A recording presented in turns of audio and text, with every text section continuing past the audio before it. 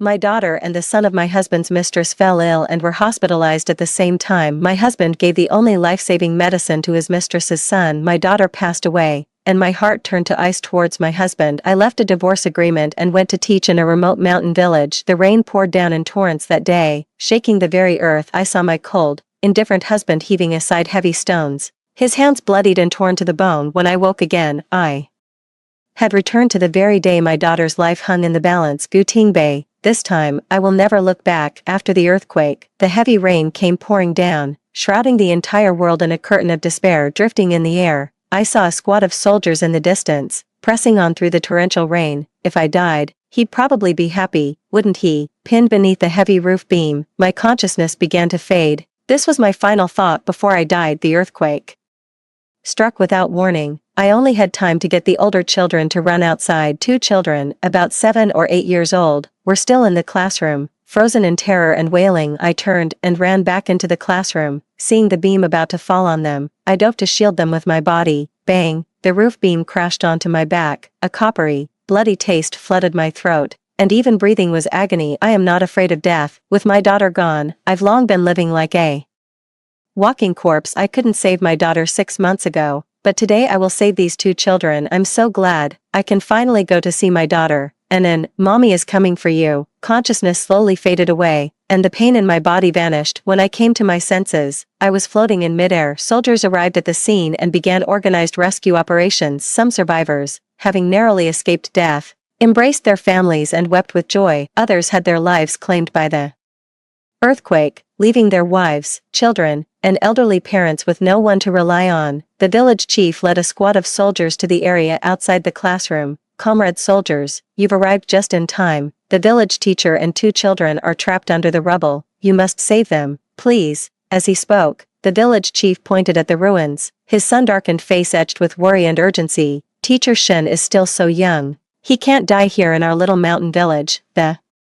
lead soldier nodded and called for the others to help with the rescue. Through the heavy curtain of rain, a small black dot gradually came into focus. As he drew closer, my heart skipped a beat in shock. It was actually Gutingbe. He was tall and lean, with broad shoulders and a narrow waist. His resolute features and aura of integrity were deeply reassuring. It's a shame, but Gutingbe's shoulder was never meant for me to lean on. Why is he here instead of properly managing his big factory?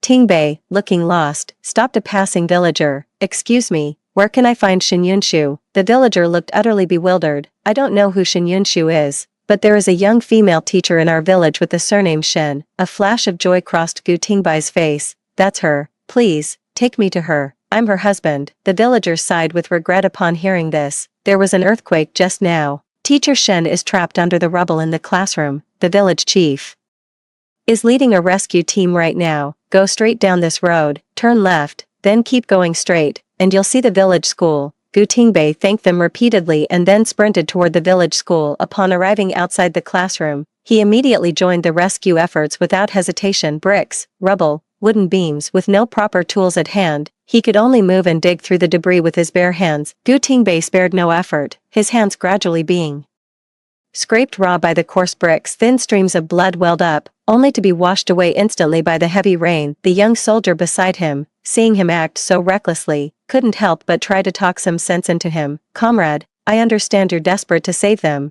but you still need to be careful about your methods. Gutingbei didn't even look up, moving aside another brick. These injuries are nothing. For every brick I move, my wife gets rescued a little sooner. The young soldier's pleas fell on deaf ears, so he turned and threw himself into the rescue effort. After about half an hour, the rubble was finally cleared. The 2 children I had shielded beneath me suffered only minor injuries and were taken home by their parents to recover. I was floating in midair, looking down at my own corpse. Well, this is certainly a novel experience. Gutingbei was stunned for a moment, then ran towards me. My body was somewhat deformed under the weight of the roof beam. Hardly a pretty sight. He knelt down beside me, and in a fluster, pulled me into his arms. Yunshu, I'm sorry I'm late, the man murmured, lost in thought. This past year, I've missed you every single day. I've missed Anan, and I've missed the days when our family of 3 was together. I'm sorry, I was such a fool, only realizing my true feelings after you were gone. Had I known letting you go would part us in life and death, I would never have agreed to your departure. As Gutingbei spoke, his eyes gradually reddened, as if tears were welling up. They mingled with the rain, Indistinguishable as tears or raindrops, Gu Tingbei was actually crying for me. Before I could even process my shock, I heard Gu Tingbei's frantic, desperate pleas. Yunshu, I love you. Please come back. I've already lost our daughter. I can't lose you too." The man's voice was filled with anguish. Like the mournful cry of a goose that has lost its mate, it was truly a heart-wrenching scene, enough to move anyone to tears. It's rather laughable, really. I fell in love with Gu Tingbei at first sight and later married him. Being his devoted wife for 6 years, I tiptoed around him, trying to win his affection, but he was so stingy with it. He always wore a cold expression, keeping me at a polite distance even at home, yet he was all warmth and care towards Qingyi and her son. He even chose her child over ours. The remorse and affection he shows now might be genuine, but the past indifference, neglect, and favoritism are what truly scarred me. Gu Tingbei prattled on to me about his sincere regret. I closed my eyes in anguish. Gu Tingbei, it's too late. You never valued my love before, and now I don't want yours. Our marriage was a complete mistake from the start. If I could do it all over again, I would never have married you. I finished speaking, my words hanging in the air for no one but myself, as if sensing something. Gu Tingbei looked up in my direction. I'm a spirit now. He shouldn't be able to see me, yet his gaze still sent a shiver through my soul. Then I plunged completely into darkness. "Doctor, how is my son? You have to save him. He's so young." Sob, a woman's voice, tinged with a sob, rang out, as pitiful and delicate as a lotus flower weeping dew. It made one ache to immediately pull her into an embrace and comfort her. That voice, it sounded so familiar. Who is it? I slumped against the cold wall, shaking my head hard. The blurry scene before my eyes finally came into focus. It was Qingyi. She collapsed, weeping pitifully, into my husband's arms. My husband, Gu Tingbei, held her loosely in his arms, his face etched with worry as he stared at her intently. The sharp scent of disinfectant hitting my nostrils snapped me back to my senses. The hospital. Qingyi, Gu Tingbei. A bold idea began to form in my mind. I'd been reborn, returned to this very day a year ago when my daughter fell gravely ill. This time, I will save my daughter no matter what. As I was lost in thought, the doctor's voice sounded again, uttering the exact same words as in my past life. "Comrade Qin, rest assured, we will do everything in our power to treat the patient." The doctor paused, his gaze sweeping over us as he carefully chose his words. "Zhou Yang and Gu Suiyan have contracted the same illness. However, the hospital only has one dose of the specific medication for it. To get more from the provincial hospital requires filing a report, and the fastest it could arrive here is in 3 hours. I'm afraid the children might not be able to wait that long." The doctor's unspoken message was clear. There was only enough medicine to save one person. They're both 4-year-old children, with similarly severe conditions. Who do we save? Qingyi was thunderstruck by the news, standing frozen as crystal-clear tears streamed down her face. Helplessly, she beat her chest in self-reproach. "Brother Gu, it's all my fault. I'm so useless. If I hadn't been in poor health and given birth to Yang prematurely, he wouldn't have been frail since childhood, and he certainly wouldn't have contracted this terrible illness now." Gu Tingbei clenched his fists so tightly that the veins bulged on the back of his hands. I know exactly what's troubling him. Seeing Gu Tingbei remain silent, Qingyi picked up a handkerchief to wipe away her tears, then went in for the kill. "My poor Yang has never known his father. If my Chongqing were still here, he would have moved heaven and earth to save him." That's the same old story. The name Zhou Chongqing was practically Qingyi's secret weapon against Gu Tingbei, guaranteed to work every time. Gu Tingbei and Zhou Chongqing were the closest of friends, sharing everything with each other. For years ago, a major production accident occurred at the steel plant. Zhou Chongqing took the blow for Gu Tingbei, shielding him from the falling steel rod, but was fatally wounded himself and succumbed to his injuries upon hearing the tragic news. Qingyi was so distraught that she went into premature labor. Compounding this was Gu Tingbei's unspoken, clandestine feelings for Qingyi: admiration, heartache, guilt, a tangled web of complex emotions. So Gu Tingbei took great care of Qingyi and her son. When the child fell ill, when the pipes at home broke, or when the child got into a fight with another kid at kindergarten, all these trivial matters were handled by Gu Tingbei. Everyone in the compound said he was a man of loyalty and gratitude, who always repaid kindness. Only I knew how. Gu Tingbei, a man known for his deep loyalty, could be so indifferent to his own wife and daughter. Sure enough, I saw Gu Tingbei's clenched fist relax, and he took a deep breath, as if he had made a decision. He looked at me. "Yunshu, save Yang first. He's been frail since he was a child, and is livelier and healthier. She can definitely hold on until the medicine arrives, and may look healthier than Zhou Yang now." But she was constantly sick before she turned 3. Gutingbei runs off to Chini's house every single day, leaving me to take care of Anan all by myself. Do you think Anan was born with a healthy constitution? The daughter I poured my heart and soul into raising is not a bargaining chip for you to repay a life debt. The more I thought about it, the angrier I got, and I couldn't help but let out a cold laugh. On what grounds? The doctor decides who gets treated first. The doctor finally grasped the tense standoff between the three of them and broke out in a cold sweat. Can you make a decision already? If we delay any longer, we won't be able to save anyone. The man seemed to have some influence, and he didn't want to speak up and risk drawing blame. The middle-aged doctor hemmed and hawed, while Chini beside him couldn't hold back any longer. She started crying again, dropping to her knees with a thud, her face etched with sorrow as she begged me, Sister Yunshu, please, let Yang have the medicine. He was born premature and is too frail to wait. My family always favored boys over girls. I worked so hard to get into the steel mill and marry Zhou Chongqing, only for him to pass away so soon. Now, Yang is all I have left. Sister Yunshu, you're different from me. You've been blessed with a good life, a good family background, and a successful husband like Brother Gu, who doesn't envy your perfect family of 3. She was lost in her own story, and at the most heartbreaking part, she even tried to reach for my hand. Sister Yunshu, please, just give in this once. Give Yang a chance to live. Anan is strong and healthy. She can wait. Chini, how dare you ask my daughter to sacrifice herself for your son? I tensed my right hand, ready to slap her hard across the face, but it was caught in a firm, powerful grip. I didn't need to look back to know it was Gutingbei. Smack. I flung my left hand out with force, meeting Chini's shocked gaze, and sneered. Gutingbei is the one who owes Zhou Chongqing a life debt. Go collect from Gutingbei. My daughter owes Zhou Chongqing nothing. Gutingbei released my hand, turned to help Chini up, and still found time to scold me. State your case if you must, but what gives you the right to hit someone? I hit her because she deserved it, I roared, always playing the delicate, innocent victim to make Gutingbei side with her and her son without any limits. Brother Gu, it's alright, I don't mind. Chini refused Gutingbei's supporting hand, her beautiful eyes glistening with tears as she looked at me. Sister Yunshu, if you just agree to give the medicine to Yang, you can hit me all you want. Go ahead. As she spoke, she took my hand and guided it towards her own face. Enough. Gutingbei couldn't stand seeing Chini demean herself, so he decisively announced his decision. Yunshu, Chongqing saved my life. I can't just stand by and watch Yang die. He turned to look at the doctor. Doctor, give the medicine to Zhou Yang. I'll take full responsibility for any consequences. What makes you think you can bear the responsibility?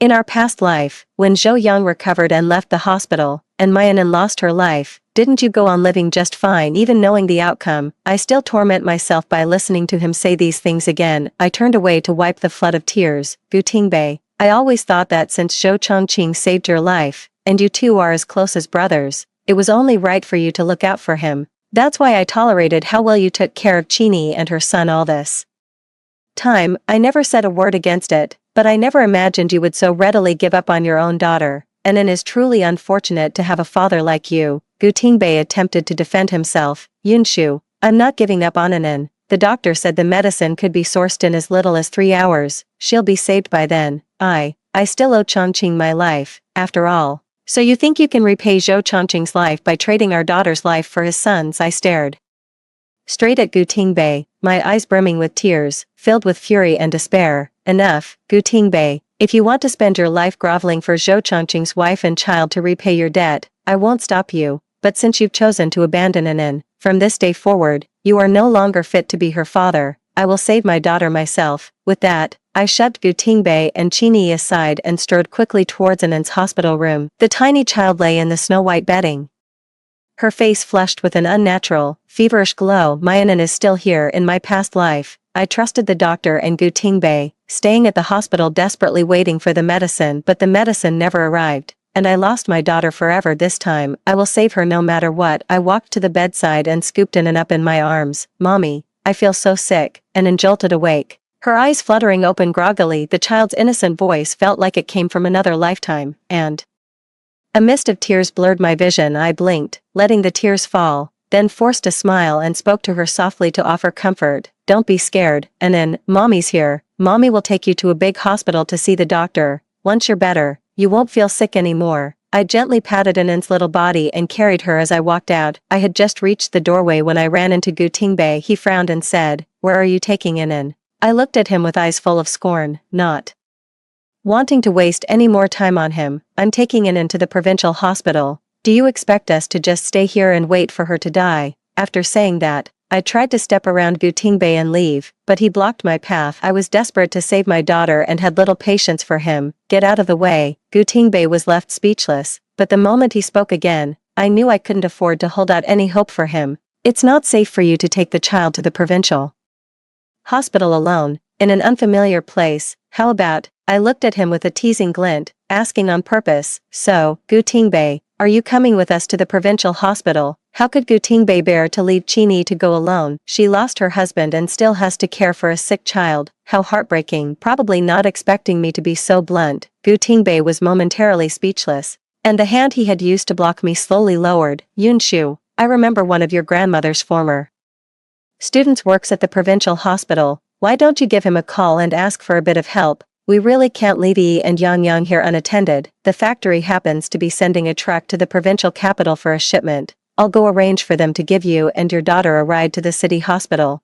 Just as he said, the factory trucks only go to the provincial capital on official business, and it requires layers of approval. The whole process is a hassle. I can't afford to wait, and neither can Anan. "No need, I can arrange my own transportation." After I had just finished criticizing Gu Tingbei for being an unfit father to Anan, he seemed to have a sudden pang of conscience and showed a flicker of paternal concern. After all, I was in the wrong, so I couldn't speak with much conviction. "Alright, you go ahead. I'll definitely come visit once Yang Yang's condition improves." I gave a non-committal response. Anyone can talk a good game. Easier said than done.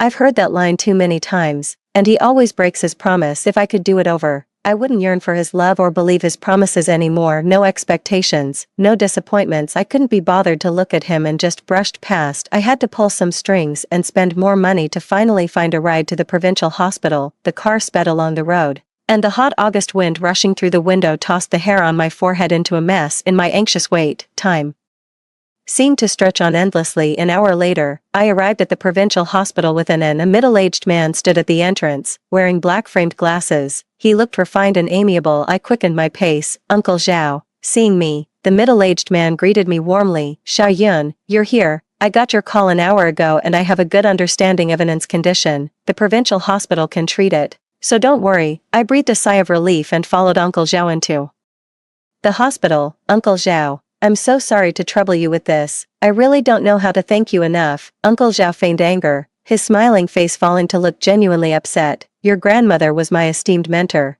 and your father and I were the closest of friends. I've watched you grow up and think of you as my own niece." It was just a quick word to the doctor for Anan. "No need for thanks. That's what family does." Uncle Zhao was a disciple of my grandmother. My grandmother was an heir to a family tradition of Chinese medicine. In her youth, she studied in the West and returned after completing her education. At a time of national crisis, she joined the revolutionary cause and became a military doctor. My grandmother met my grandfather while serving in the army, and they became comrades in arms. My grandparents had only one child, my father. My grandmother wished to pass on her medical skills to my father, but he had no interest in them. Instead, he was drawn to military life.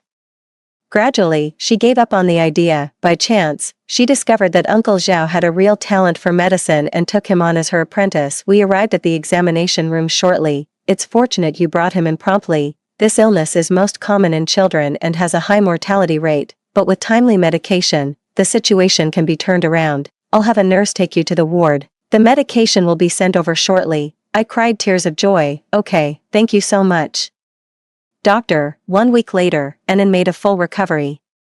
It was the day of my discharge from the hospital. I was packing my clothes while talking to Anan. Anan sat obediently on the chair by the bed, munching on an apple. "Mommy, are we going home today?" I looked at her and smiled. "So, are you happy, Anan?" The little girl lowered her head in thought, forgetting to eat her apple. "I don't want to go home. Yang Yang always takes my snacks and toys. Dad always says I'm the big sister and should let my little brother have his way. He's always hugging him, but he never hugs me." At the mention of her father, Anan's mood visibly sank. "Mom, Dad treats Yang Yang better. Does he not like me?" My marriage to Gu Tingbei was essentially arranged. My grandfather once saved Old Master Gu's life. Old Master Gu proposed we become in-laws, to further strengthen the bond between our families. As it happened, both my grandfather and Grandpa Gu only had sons, so the marriage arrangement was passed down to the grandchildren. After the founding of New China, my grandfather and Grandpa Gu were assigned to posts in different regions. The two families gradually drifted apart, only exchanging gifts during major holidays. My mother passed away from a hemorrhage when I was born, and my father was killed in the line of duty when I was 13. Our family of 5 was reduced to just my grandparents and me, clinging to each other for survival. Both of my grandparents served in the war when they were young, which left them with many chronic health issues. They passed away 6 years ago, one after the other. At that time, my grandfather was gravely ill and worried about me being alone with no one to rely on. Grandpa Gu often boasted in his letters about his eldest grandson, saying he was an upright man with a bright future ahead of him. So, my grandfather got the idea of setting me up with Gu Tingbei. I was non-committal. If getting married would put Grandpa's mind at ease, I was willing to go along with his wishes. I was pleasantly surprised to run into Gu Tingbei right before we went to get our marriage license 6 months ago. I was nearly harassed by some thugs while walking through a secluded alley. Gu Tingbei descended like a god, taught those villains a lesson, and even had them hauled off to the police station. As it was getting late, he was concerned for my safety and insisted on seeing me home. Most women admire heroes, and I'm no exception. It's just that everything happened so fast that day, I never got the chance to ask his name or where he lived. Reuniting now, my heart is filled with joy. I never imagined my future spouse would be the one who saved my life. His looks speak for themselves: handsome, tall, and long-legged, and on top of that, there's the fondness born from his life-saving act. All of this makes me look forward to this marriage with great anticipation. Under the urging of our 2 grandfathers, Gu Tingbei and I got married, holding the marriage certificate like a trophy. I was secretly thrilled, oblivious to the shadow that passed through Gu Tingbei's eyes. I threw myself headlong into this marriage, only for my passion to slowly die out, leaving me battered and bruised. Even though it's true that Gu Tingbei shows favoritism, my daughter is still so young. How could I bear to tell her that her own father prefers someone else's child? That's just too cruel for her. I walked over to my daughter, crouched down, and met her gaze. Yang doesn't have a father, so daddy is a little nicer to him, but daddy loves Anan very much too. He used to hold you all the time when you were little. I didn't even believe the words coming out of my own mouth. I silently cursed myself, then mustered a smile and stroked my daughter's round little head. Anan, if mommy and daddy lived in separate places, who would you want to live with? The little girl laughed, threw herself into my arms,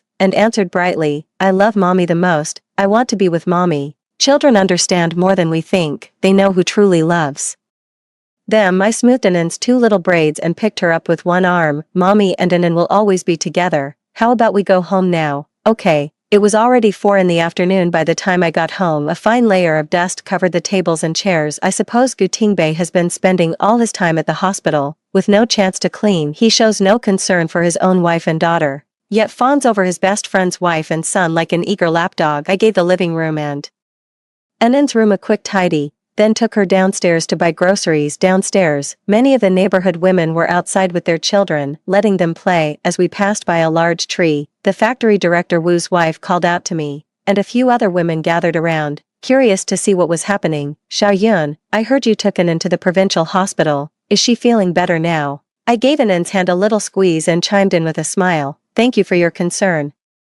Auntie Wu. Anan is all better now. Look how lively she is. Auntie Wu nodded. That's good to hear. Once you get past a serious illness, it often clears the way to good health, and Anan is sure to grow up strong and healthy. No sooner had she finished speaking than a meddlesome neighbor, always eager for drama, piped up with a snide remark. Tingbei's wife, you're taking the child to the provincial hospital alone. Tingbei didn't say he'd go with you. Chini's child has been hospitalized these past few days, and Deputy Factory Director Gu has been running around like a devoted father. Anyone who didn't know better would think they were the real family. This neighbor is the notorious gossip of the staff compound, always poking her nose into everyone's business, knowing she never has anything good to say. I sent Anan off to play with the other kids the moment she opened her mouth. Some things are better left unheard by children. My face was etched with bitterness as I claimed to understand Gu Tingbei, but anyone could see my words rang hollow. Chini's husband, Zhou Chongqing, was Tingbei's sworn brother and even saved his life. With Chini being a widow with a child and having no one else to turn to here, It's only right and proper for Tingbei to look after his brother's wife and son. My parents and elders always taught me to be strong, magnanimous, and to repay kindness. Since Zhou Chongqing saved Tingbei's life, he essentially saved mine too. Qingyi and her son need Tingbei. It's fine if he stays here to help them. I can take our daughter to the doctor by myself. This little performance of sweet-talking hypocrisy wasn't particularly masterful, but it subtly cemented the fact of Gu Tingbai's favoritism towards Qingyi and her son. All the sisters-in-law here are sharp as tacks. Of course they caught my drift. His own daughter is so ill she needs to go to the provincial hospital. Yet Gu Tingbei is still hovering over Qingyi and her son, completely neglecting his own flesh and blood. With so many people in this compound, is Qingyi's reputation so poor that she can't find a single soul to help her? It's fine to be helpful in ordinary times, but when it really matters, you have to know who comes first. The sisters-in-law put themselves in her shoes and thought, if their own husbands showed favoritism to another woman's child, they would have raised hell long ago. They certainly wouldn't be like Shen Yunshu, singing her husband's praises in public. How foolish how Gu Tingbei has treated Qingyi and her son over these past few years is plain for all to see. In the past, I kept quiet, and everyone just treated it as a curious spectacle, but now, I have no intention of tolerating it any longer. Those who push their luck and overstep their bounds will inevitably pay the price. Auntie Wu looked at me with concern and patted my hand. I know you're a reasonable and understanding person, but no matter how much Deputy Director Gu looks after Qingyi and her child, he can't neglect his own family. We women need to know when to show a little vulnerability. It's best to clear the air between husband and wife and not let grievances fester. Her well-meaning advice went in one ear and out the other. Not wanting to argue with Auntie Wu,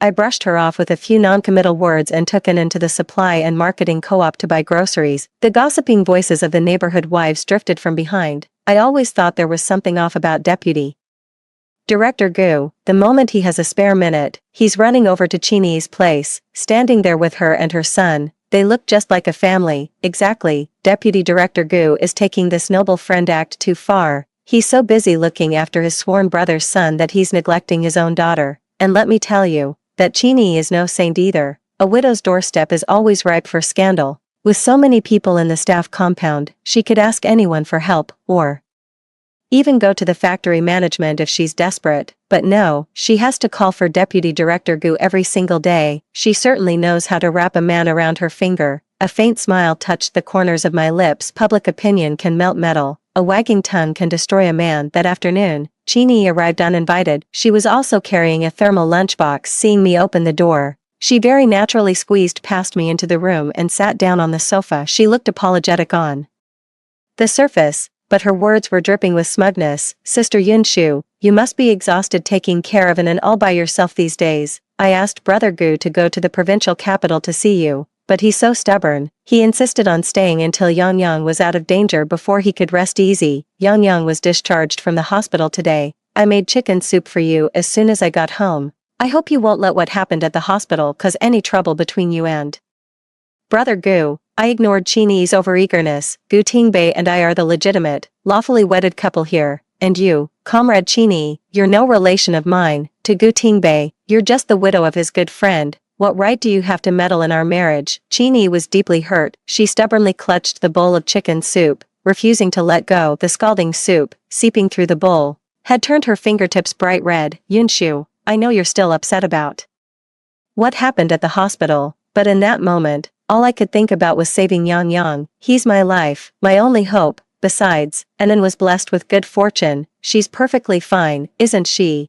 At this point, Qingyi inexplicably grew more self-assured. It's thanks to me that Anan got to go to the provincial hospital for better treatment. It all worked out for the best in the end. So please don't be angry with me anymore. Yunshu, her shamelessness actually made me laugh. Gu Tingbei is so biased it's sickening. He told the doctors to save your son first, while Anan was left suffering, waiting for medicine that might never come. If I hadn't acted decisively, you people would have killed Anan. You got what you wanted, proving your place in Gu Tingbai's heart. So why not just keep your head down? Why come here and flaunt it in my face? Watching Qingyi's stubborn, humiliated expression, I slowly added one more line. Or what? Is homewrecking just something people feel entitled to do these days? Qingyi bit her lower lip, her face turning pale. Sister Yunshu, I didn't. You've got me all wrong. I raised a hand to cut her off. Alright, take your chicken soup back. I can't accept your kindness. I don't want to hear another word from you. Please leave my house right now." Immediately, I glanced up at the wall clock, thinking Anand's nap should be over by now, and got up to head towards the bedroom. Chini, however, stubbornly followed me, trying to explain. "Sister Yunshu, there is absolutely nothing going on between me and Brother Gu. If you spread this misunderstanding, my reputation will be ruined." The constant nagging was grating on my nerves. I turned away impatiently and accidentally bumped into Chini's hand. Ah! The scalding chicken soup splashed onto the back of her hand, turning it bright red instantly. Gu Tingbei opened the door and rushed in upon hearing the scream, hurrying over to check on Chini. Chini glanced at me and said with self-reproach, "Brother Gu, it was my own carelessness. It has nothing to do with Sister Yunshu." The concern on Gu Tingbai's face turned to anger when he looked at me. "He went to the trouble of making chicken soup for you, and you not only rejected her kindness, but you deliberately scalded her. I was the one who chose to save Zhou Yang first. If you're angry, take it out on me. Why target her?" Chini kept saying it didn't hurt, but her delicate features were tightly scrunched up in pain from the burn. Gu Tingbei came out with a damp towel, seeing me sitting on the sofa as if it had nothing to do with me. His displeasure with me grew. "Shin Yunshu, Yi got hurt because of you,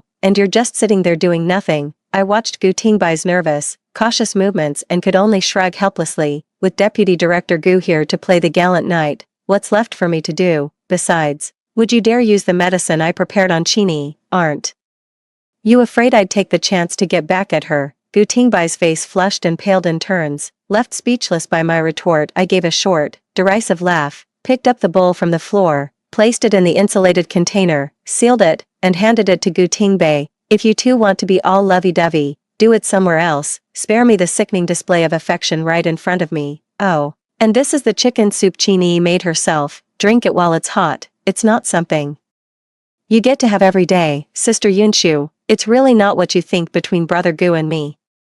Chini tried to distance herself from Gu Tingbei, but her explanation was feeble and unconvincing. Her cheeks flushed crimson as she stole a shy, timid glance at Gu Tingbei. Unfortunately, Gu Tingbei didn't notice. It was like winking at a blind man. Furious, he flung the thermos aside and grabbed my wrist instead. "I've told you countless times, I only look after Yi because she's Chongqing's wife. You know how important one's reputation is. How could you slander Yi with baseless accusations?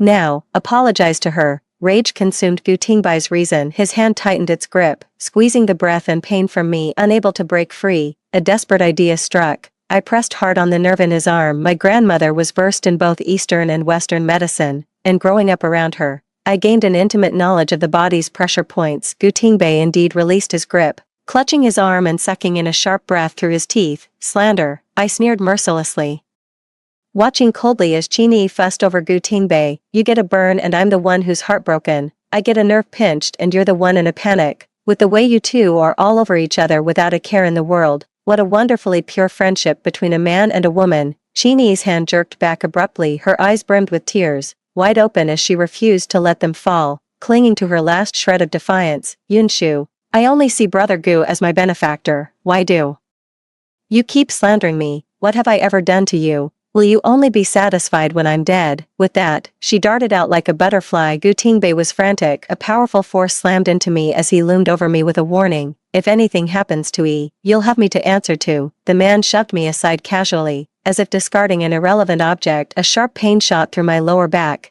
I had collided with the arm of the sofa. I slid down to sit on the floor, watching the man's hurriedly departing figure. In the dog days of summer, my heart feels like it has a hole in it, letting in a cold, howling wind. I stopped expecting anything from him long ago, so why does my heart still ache? Gu Tingbei bullies me, and even my own heart deceives me. Mom, Dad, Grandpa, Grandma, I miss you all so much. I regret it. I never should have married Gu Tingbei. I shouldn't have chosen such an irresponsible father for Anand. The small droplets on the floor slowly coalesced into little puddles.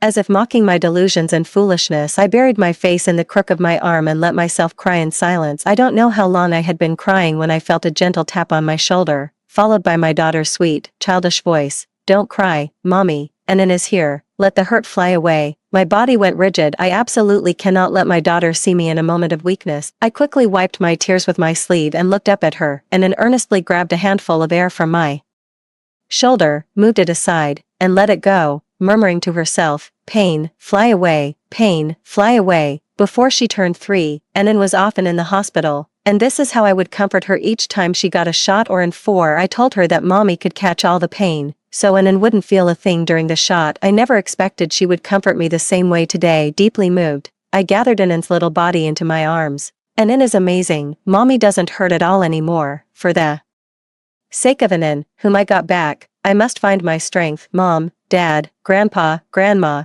don't worry, I will live a wonderful life. In the evening, I took Enin downstairs for a walk. Enin has a lovely personality, so the older kids are happy to play with her. The sound of the children's laughter and play caught Enin's attention. Seeing the longing in her eyes, I let go of her hand with an amused smile, allowing her to go play. But really, what could a little 4-year-old being like her even do? Her hands were too small to pick up pebbles. My legs just don't have the strength for shuttlecock kicking. In a game of tag, she's always the first one caught, but kids are happiest when they're playing with other kids. Since she enjoys it, I bring her here often. I hope Enin has a happy childhood. I was making small talk with my sisters-in-law. A little girl, about 7 or 8 years old, suddenly ran over, out of breath. Aunt Shin. Enin got hit by Zhou Yang. Please come with me and see. My heart skipped a beat, and without a second thought, I jogged after them. Zhou Yang again running into Qingyi and her son never leads to anything good. When I reached the children's play area, sure enough, I saw Enin with red-rimmed eyes. She threw herself into my arms, looking utterly wronged.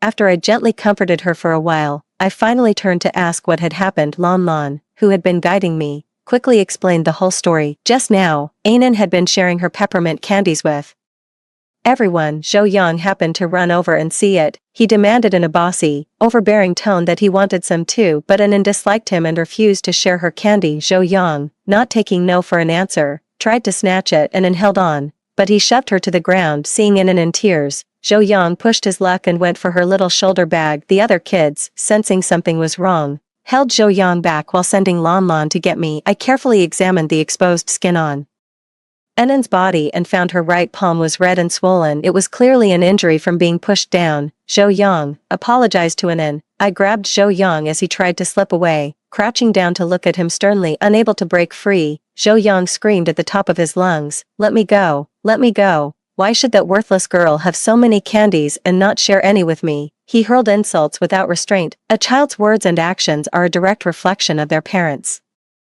Example, Qingyi puts on a fragile, innocent front, but behind the scenes, she's teaching her child to be rude and unreasonable. My brow furrowed, and I gripped his shoulders, speaking sternly. "It's wrong to call people names. You need to apologize to Enin, or I'll have to go speak with your mother." Zhou Yang's face crumpled, and he burst into loud, wailing sobs, stomping his feet and flailing at me with his fists. "You mean lady, you're picking on me. I'll beat you up, I'll beat you up." He had only cried for a few moments before Qingyi rushed over in a panic, scooping Zhou Yang into her arms and comforting him with a pained heart. "Sister Yunshu, I know you don't like me, but Yang Yang is just a child. How could you bully him like this? Even if he did something wrong, you could have just talked to him properly. Why did you have to make him cry his heart out like that? What if he ruins his voice?" Still looking like someone who's been bullied but refuses to be broken, it made me look like a bully who picks on the weak and throws his weight around.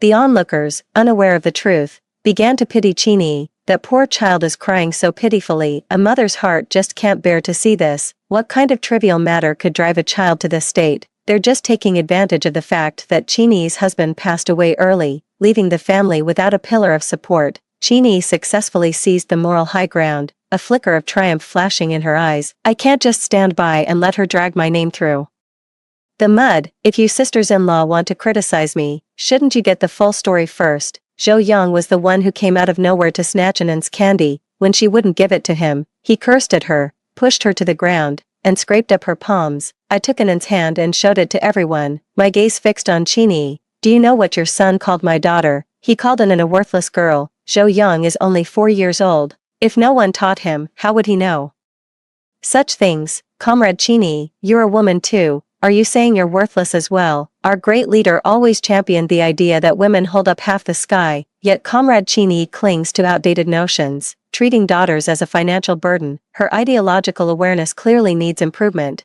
I casually pinned that political label on Qingyi. Her face went pale, and she bit her lower lip, eyes welling up with tears. "Juggling work and raising a child alone, it's impossible to keep an eye on everything. Yang Yang might have picked up these bad habits from someone else." I covered my mouth, My curiosity piqued. And who, pray tell, is supposed to have led Zhou Yang astray? The laboring masses are the most glorious. Our men are working hard in the factories, doing their part to build the nation. We, as their families, mustn't hold them back. Every sister-in-law here is ideologically progressive and reasonable. Who among us could possibly corrupt your son, these days? Ideological consciousness is more important than job skills. Which of the sisters and aunties present would dare claim they aren't progressive or that they don't take the words of our great leader seriously? They sympathized with Qini, but they knew where their priorities lay. She failed to raise her own son properly, and she has the nerve to blame us outsiders. Don't drag me into this. I don't favor sons over daughters. Others tried to reason with Qini. Dear, you should spend less time on your appearance and more time studying the thoughts of our great leaders. Striving for progress is what truly matters. Qini's face stiffened, and she forced a smile as she agreed. Having gotten their fill of the spectacle, the aunties delivered another round of condescending lectures before dispersing, thoroughly satisfied with themselves. But I hadn't yet secured justice for Anan. How could I just let this matter drop? I raised my voice. Raising one's ideological awareness isn't something that happens overnight, but apologizing to my Anan is something you can do right now. Comrade Qini, since everyone's here, why don't you apologize on your son's behalf? Zhou Yang suddenly burst into loud sobs. The wailing was earth-shattering, like a sudden, violent storm, and Anan was so frightened that she hid behind me. Qini comforted her son while mustering the courage to look up and meet my gaze. Sister Yunshu, why must you be so relentless when you're in the right? Let's be honest, it was Anan who was wrong. She gave candy to all the other children but refused to give any to Yang Yang. They're all kids from the same courtyard. What makes my Yang Yang any less than the others? It's just because he doesn't have a father, and she's taking advantage of that. She burst into tears on the spot, with large teardrops rolling down her cheeks. Chongqing, how could you be so heartless? You left us so young, playing the hero and saving others, only to leave your wife and child behind in this world to suffer hardship and endure the scornful looks of others. A husband gone too soon, a young child, a fragile woman, and a broken home. It was truly a heart-wrenching scene that would bring anyone to tears. A soft-hearted sister-in-law immediately stepped forward to smooth things over. Yunshu, we all live in the same courtyard. It's a shame to let such a small matter cause bad blood. Where you can afford to be forgiving, you should be. It's perfectly normal for children to have their little squabbles. We adults should stay out of it. And Yunshu, you're raising your child to be so petty. All the other kids got a piece of candy, and Zhou Yang was just standing there watching with longing eyes. Of course he'd be tempted. Alright then. Classic bully logic. The weaker party is always right. They want me to back down. Not a chance. I calmly looked over the few sisters-in-law who had spoken, ready to take them on one by one. Sister Fong, last week your son got into a fight with Zhou Yang at kindergarten and came home with a bruised face. You made a scene at their door and demanded 20 yuan in compensation. You advised me to be forgiving and let things go. So why don't you lead by example and return that money to Qini? With Gu Tingbei as her personal ATM, Qini was loath to spend a dime of her own money. A few crocodile tears from her were enough to make Gu Tingbei's heart ache, prompting him to deliver money to her doorstep. Sister-in La Feng looked sheepish. What fool would ever give money back once it's in their hands? If I'd known I was this much trouble, I would have kept my mouth shut. My gaze shifted, landing on the person beside her. I saw Sister Hu buying a piece of pork belly at the supply and marketing co-op this morning. Someone as generous as you must be planning to cook it up and send a bowl over to Qini and her child, right? Sister Hu nearly jumped out of her skin. I paid good money for this meat. Why on earth should I just give it to her for free? I spread my hands and tried to reason with her patiently. Sister-in-law Hu, don't be so petty. All you're losing is a bowl of meat, but what you'll gain is a reputation for generosity and kindness towards a widow and her child. Sister-in-law Hu spat on the ground. Pa, what good is a reputation? You can't eat it or wear it. My husband is just an ordinary factory worker. He breaks his back for that measly wage. The meat he buys isn't even enough for our own family. How could there possibly be any left for outsiders? At these words, the sisters-in-law who had been looking down on me and criticizing me were visibly ashamed. I took in their expressions, not missing a single detail. How dare they demand something of me that they themselves couldn't even do? Qini glared at these people with bitter resentment. They were just defending her, but a few words from me left them speechless. What a bunch of spineless fence-sitters. I walked over to Qini, crouched down, and took her right hand in mine, examining it carefully under her bewildered gaze. Such slender, jade-like fingers. A pity. I'm not Gu Tingbei. I don't have a soft spot for delicate beauties. With a deft turn of my hand, I gripped the back of her hand and ground it against the floor. "Ah!" Chini cried out in pain, her right hand trembling, the palm already red and swollen. I turned, picked up an and headed for home, tossing a remark over my shoulder as I passed. "I don't want Zhou Yang's apology anymore. A son's debt shall be paid by his mother." Gu Tingbei arrived home with a face as dark as ink. "Shen Yunshu, how dare you hurt Yi?" I lifted my eyelids slightly, watching my husband defend another woman, feeling a mix of desolation and bitter amusement. "Didn't she tell you the whole story?" Zhou Yang hurt Anan's hand and refused to apologize, so I had to give him a taste of his own medicine by letting Qini get a little hurt. But Gu Tingbei didn't care about the truth, he only cared about Qini's injury. The smooth, delicate skin was marred by wounds, an unsightly sight. "Yang Yang is just a child who doesn't know any better. How can you be so petty with him?" Anan was also at fault this time. "Who told her not to share her candy with Yang Yang? You've raised a perfectly good child to be selfish and narrow-minded." Smack! I set the glass down on the coffee table, and my right hand shot out to greet his face with lightning speed. Gu Tingbei touched his left cheek in disbelief. His eyes flashed with confusion, shock, and fury. I shook my hand and curled my lips into a mocking smile. "You got slapped, but you're partly to blame. Who told you to say things that would make me angry?" Gu Tingbei snapped back to reality, his solid chest heaving. "You're just twisting words and being utterly unreasonable. His anger is my delight, so it's my fault if you get hit, but if Anan gets pushed over and hurt by Zhou Yang, it's Anan's problem. The knife doesn't hurt until it cuts your own skin. Is that it?" Gu Tingbei, you're a real expert at holding others to a higher standard than yourself. Gu Tingbei's bluster deflated considerably, and he trotted out that same tired old excuse. "Chongqing saved my life. I have to stop." I cut him off with a gesture. "I don't want to hear another word about how Zhou Chongqing saved your life." I clenched my fists, my palms growing damp with a mix of tension and agitation. "Gu Tingbei, I want a divorce." The small living room fell deathly silent in an instant. The only sound was the sultry evening wind, carrying the incessant drone of cicadas. Reckless and tireless. Gu Tingbei's eyelashes fluttered faintly. What? I didn't catch that." I stared into his eyes and spoke each word deliberately. I said, "I want a divorce." Ever since my rebirth, I had imagined countless times the scenario of proposing divorce to Gu Tingbei, thinking I would feel heartache and sorrow. But after actually saying it, I found myself so calm, like a millennial pond without a ripple. True, I've long been riddled with wounds from Gu Tingbei's blatant favoritism. How could I dare to hold any expectations of him? Without expectations, there is no disappointment, and certainly no heartache. Gu Tingbei undid the button at his collar with one hand, a trace of restlessness gathering in his brow. "What's all this fuss about now? Just because I said a few words about E getting hurt, you want a divorce? What couple doesn't have their disagreements?" "Shen Yunshu, you're not an 18-year-old girl anymore. You're my wife, you're Anan's mother. Can't you think about us for once?" Seeing my resolute expression, he grew more and more agitated as he spoke, getting up and pacing back and forth across the living room. He accused me vehemently of being irresponsible. "Factory director Wu is retiring in 2 months. This is a critical moment for my career advancement. If we get a divorce now, what will everyone at the factory think of me, if I can't even manage my own household? How can they trust me to run the entire steel mill? And what about Anan? She's still so young. Do you really want her to grow up without a father, to be mocked for coming from a single-parent home?" In this marriage, Gu Tingbei was physically present but his heart belonged elsewhere. I thought he would agree to the divorce without a fuss. I never expected him to react so strongly. "But so what? Betray me once, and I'll never trust you again. I will never look back." I scoffed and shot back a retort. "What kind of a father are you? You're no father at all. Other fathers cherish their children, wanting to give them the very best, and you'd heartlessly abandon your own daughter just to repay a debt of gratitude. How you choose to repay the favor is your business, but I will never allow Anan to be used as a prop to showcase your gratitude and selflessness." A fraction of the irritation in Gu Tingbei's heart dissipated. He thought I was still hung up on what happened at the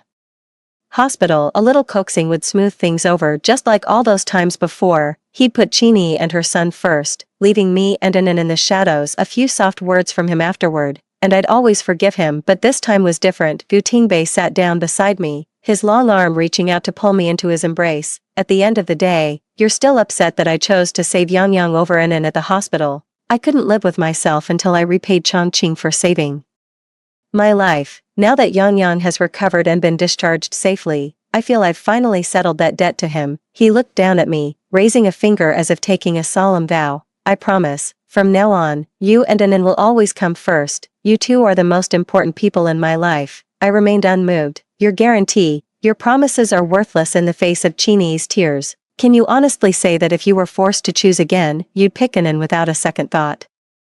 Of course Gu Tingbai's tone shifted from resolute to hesitant, then faded into silence. I smiled knowingly, the bitterness in my heart known only to myself. See, even in a hypothetical scenario, Anin isn't your definite, singular choice. You just said you've already repaid Zhou Chongqing's debt of gratitude, so why are you still hesitating? Is it because you can't let go of your sworn brother's son? Or because you don't want Qini to be hurt? Gu Tingbei, like a cat whose tail has been stepped on, raised his voice defensively. Chongqing died saving me. A life-saving grace is greater than heaven itself. It can never truly be repaid. I care about Yang solely because he is Chongqing's son, and for no other reason. Is that so? I listened leisurely to the man's feeble defense, then decisively tore off his fig leaf. But everything you've done tells me you're in love with Qini. Zhou Yang is just the perfect excuse for you to get close to her. When did I first notice it? Seems it was 4 years ago. Back then, Zhou Chongqing died unexpectedly, and Gu Tingbei started visiting the Zhou family frequently under the pretense of looking after Qini and her son. At first, I thought Gu Tingbei was just being a good friend to his late brother's widow, but later, I saw the way he looked at Qini. I love Gu Tingbei. I know that look all too well. That night, I cried my heart out under the covers. My head tells me to cut my losses, but my heart just can't let go. It was the first time I gave my whole heart to someone, selfishly hoping for the same love in return. Where there is sincerity, even metal and stone can be moved. I thought that if I just played the part of Mrs. Gu well and ensured Gu Tingbei had no worries, he would finally see me. But I was terribly mistaken. That first love I missed, my white moonlight, has become the indelible cinnabar stain on my heart. It will forever remain in his heart, a shadow that looms over me. Having lived 2 lifetimes, I finally see this marriage for what it is. I no longer want to exhaust myself trying to please someone who doesn't love me. Knowing when to cut your losses is an act of self-respect and self-love. This time, I am determined to leave him for good. When it came to the one he loved, Gu Tingbei lost a measure of his usual composure. Shin Yunshu, stop jumping at shadows and letting your imagination run wild. And I are completely innocent. I have nothing to be ashamed of before you, or before Chongqing. Gu Tingbei, you might fool others, but you can't fool yourself or me. I once gave you my genuine heart, so I know exactly what it looks like to truly care for someone. I didn't wait for his rebuttal. Gazing into the ink-black night, the clamor of cicadas stirred memories of the past. Do you remember when I was in confinement after giving birth to Anin? Gu Tingbei looked utterly bewildered. He clearly had no recollection. Just days after I had Anin, there was an accident at the steel mill. Zhou Chongqing died saving you. When Qini heard the tragic news, she went into premature labor. You spent every day and night by her and her newborn's side, preparing formula, washing diapers, having soup specially made for her to drink. You performed every duty a husband and father should. Qini basks in your meticulous care, while I'm left alone to look after Anin. The winter water is so bitterly cold, yet my husband is washing diapers for another woman's child, completely neglecting his own wife and daughter.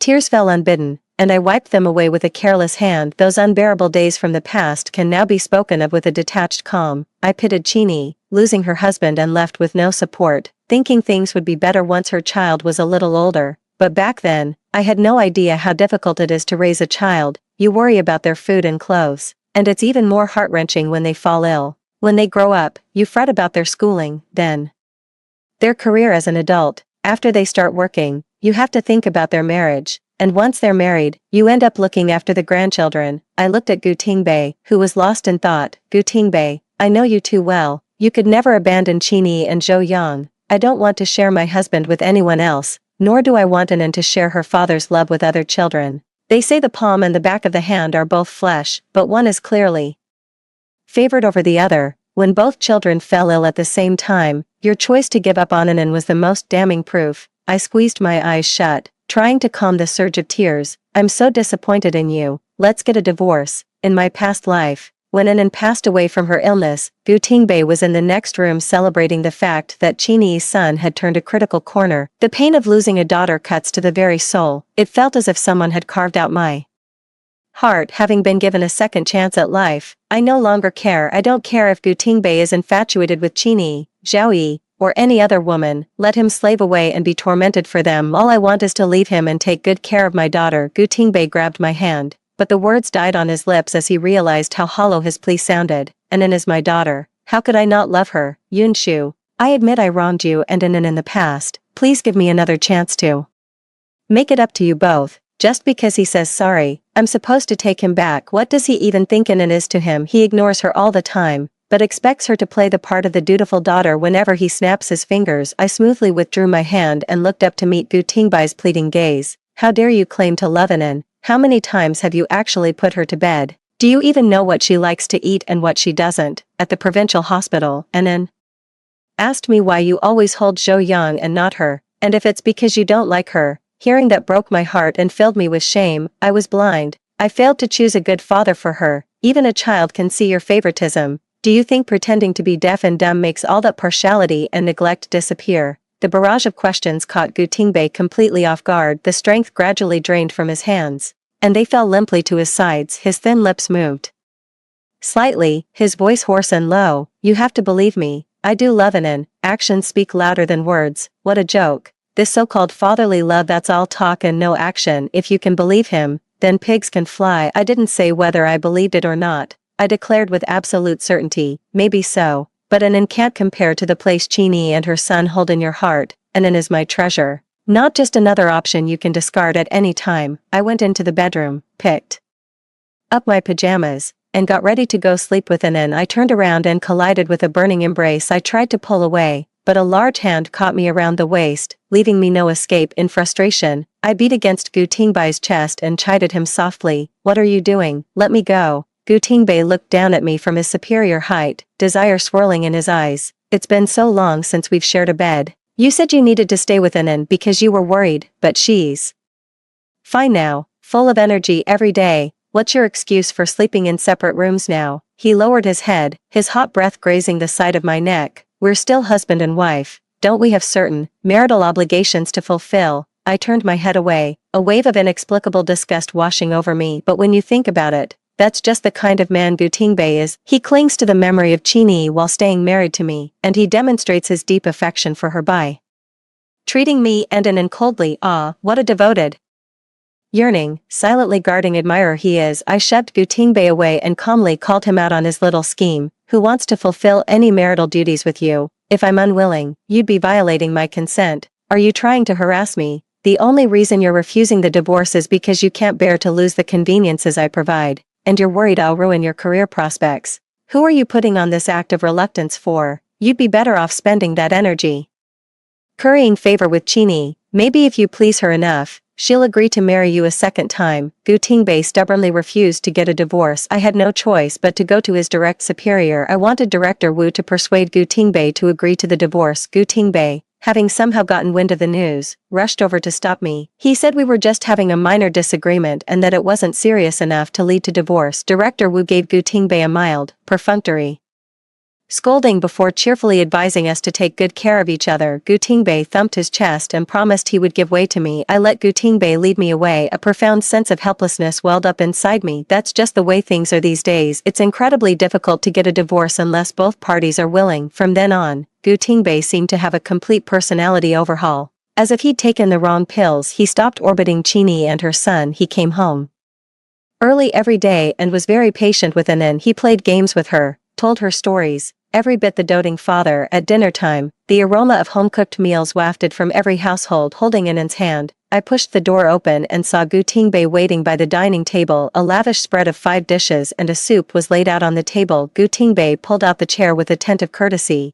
explaining with a hint of embarrassment, "It's your birthday today. Since I'm not much of a cook, I picked up a few dishes from the canteen. I made sure to get braised fish. Try it and see if you like it." I stared silently at the braised fish in my bowl. After a long pause, I finally looked up at him and asked quietly, "In 6 years of marriage, haven't you noticed I never eat fish?" When I was 6, a long fishbone got stuck in my throat. It wasn't until I went to the hospital that the fishbone was removed. Once bitten, twice shy. I stopped eating fish altogether because I'm afraid Of the bones, after getting married, I never cook any dishes with fish. I can't believe that after 6 years of marriage, Gu Tingbei still doesn't know I don't eat fish. What's the point of this marriage even continuing when a couple has reached this point? The friendly gesture was met with a cold rebuff. Gu Tingbei, feeling somewhat awkward, turned and placed a piece of spare rib in Ann's bowl instead. Halfway through the meal, the phone rang. Gu Tingbei answered the call, and his expression changed. He hurriedly left a message. Yunshu, Yi had a fall, I need to go check on her. The sharp click of the closing door struck right at my heart, and Ann put down her chopsticks and looked at me dejectedly. Mom, I managed to smile and placed a bite of greens into her bowl. It's alright, don't worry about Daddy. Ann needs to eat her food nicely to grow up strong and healthy. Since Gu Tingbei refused the divorce,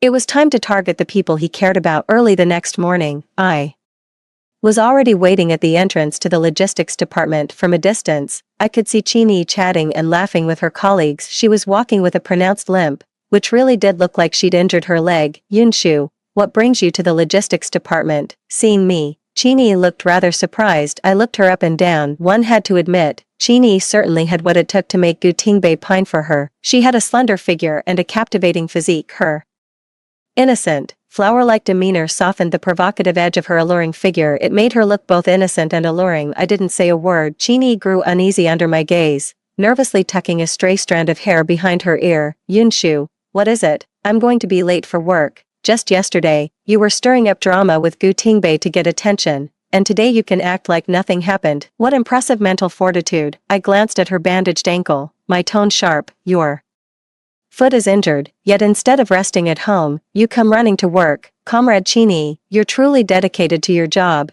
Qinyi felt a little embarrassed and offered a mild, measured retort. Brother Gu, you're worrying too much. This little scratch is nothing. Even though the logistics department isn't that busy, I'm on the factory's payroll, so I should take my work seriously and serve everyone. A minor injury shouldn't take you off the front lines. I pursed my lips inwardly, finding the whole thing utterly tedious. I had come to deal with Qinyi with feigned courtesy, all to get Gu Tingbei to agree to the divorce. What a complete waste of a life. I suddenly stepped forward, grabbed her by the shoulders, and shouted my question with a voice raw with emotion. You're so noble and dedicated to your work, but why did you have to call Gu Tingbei when you got hurt? Yesterday was my birthday. It was a rare chance for the three of us to have a meal together, and with just one call from you, Gu Tingbei abandoned me and our daughter and left. Comrade Qinyi, your husband Zhou Chongqing once saved my Tingbei's life, and I am not an ungrateful wretch. That's why I could tolerate Tingbei running to your house every day, showering you and your son with care.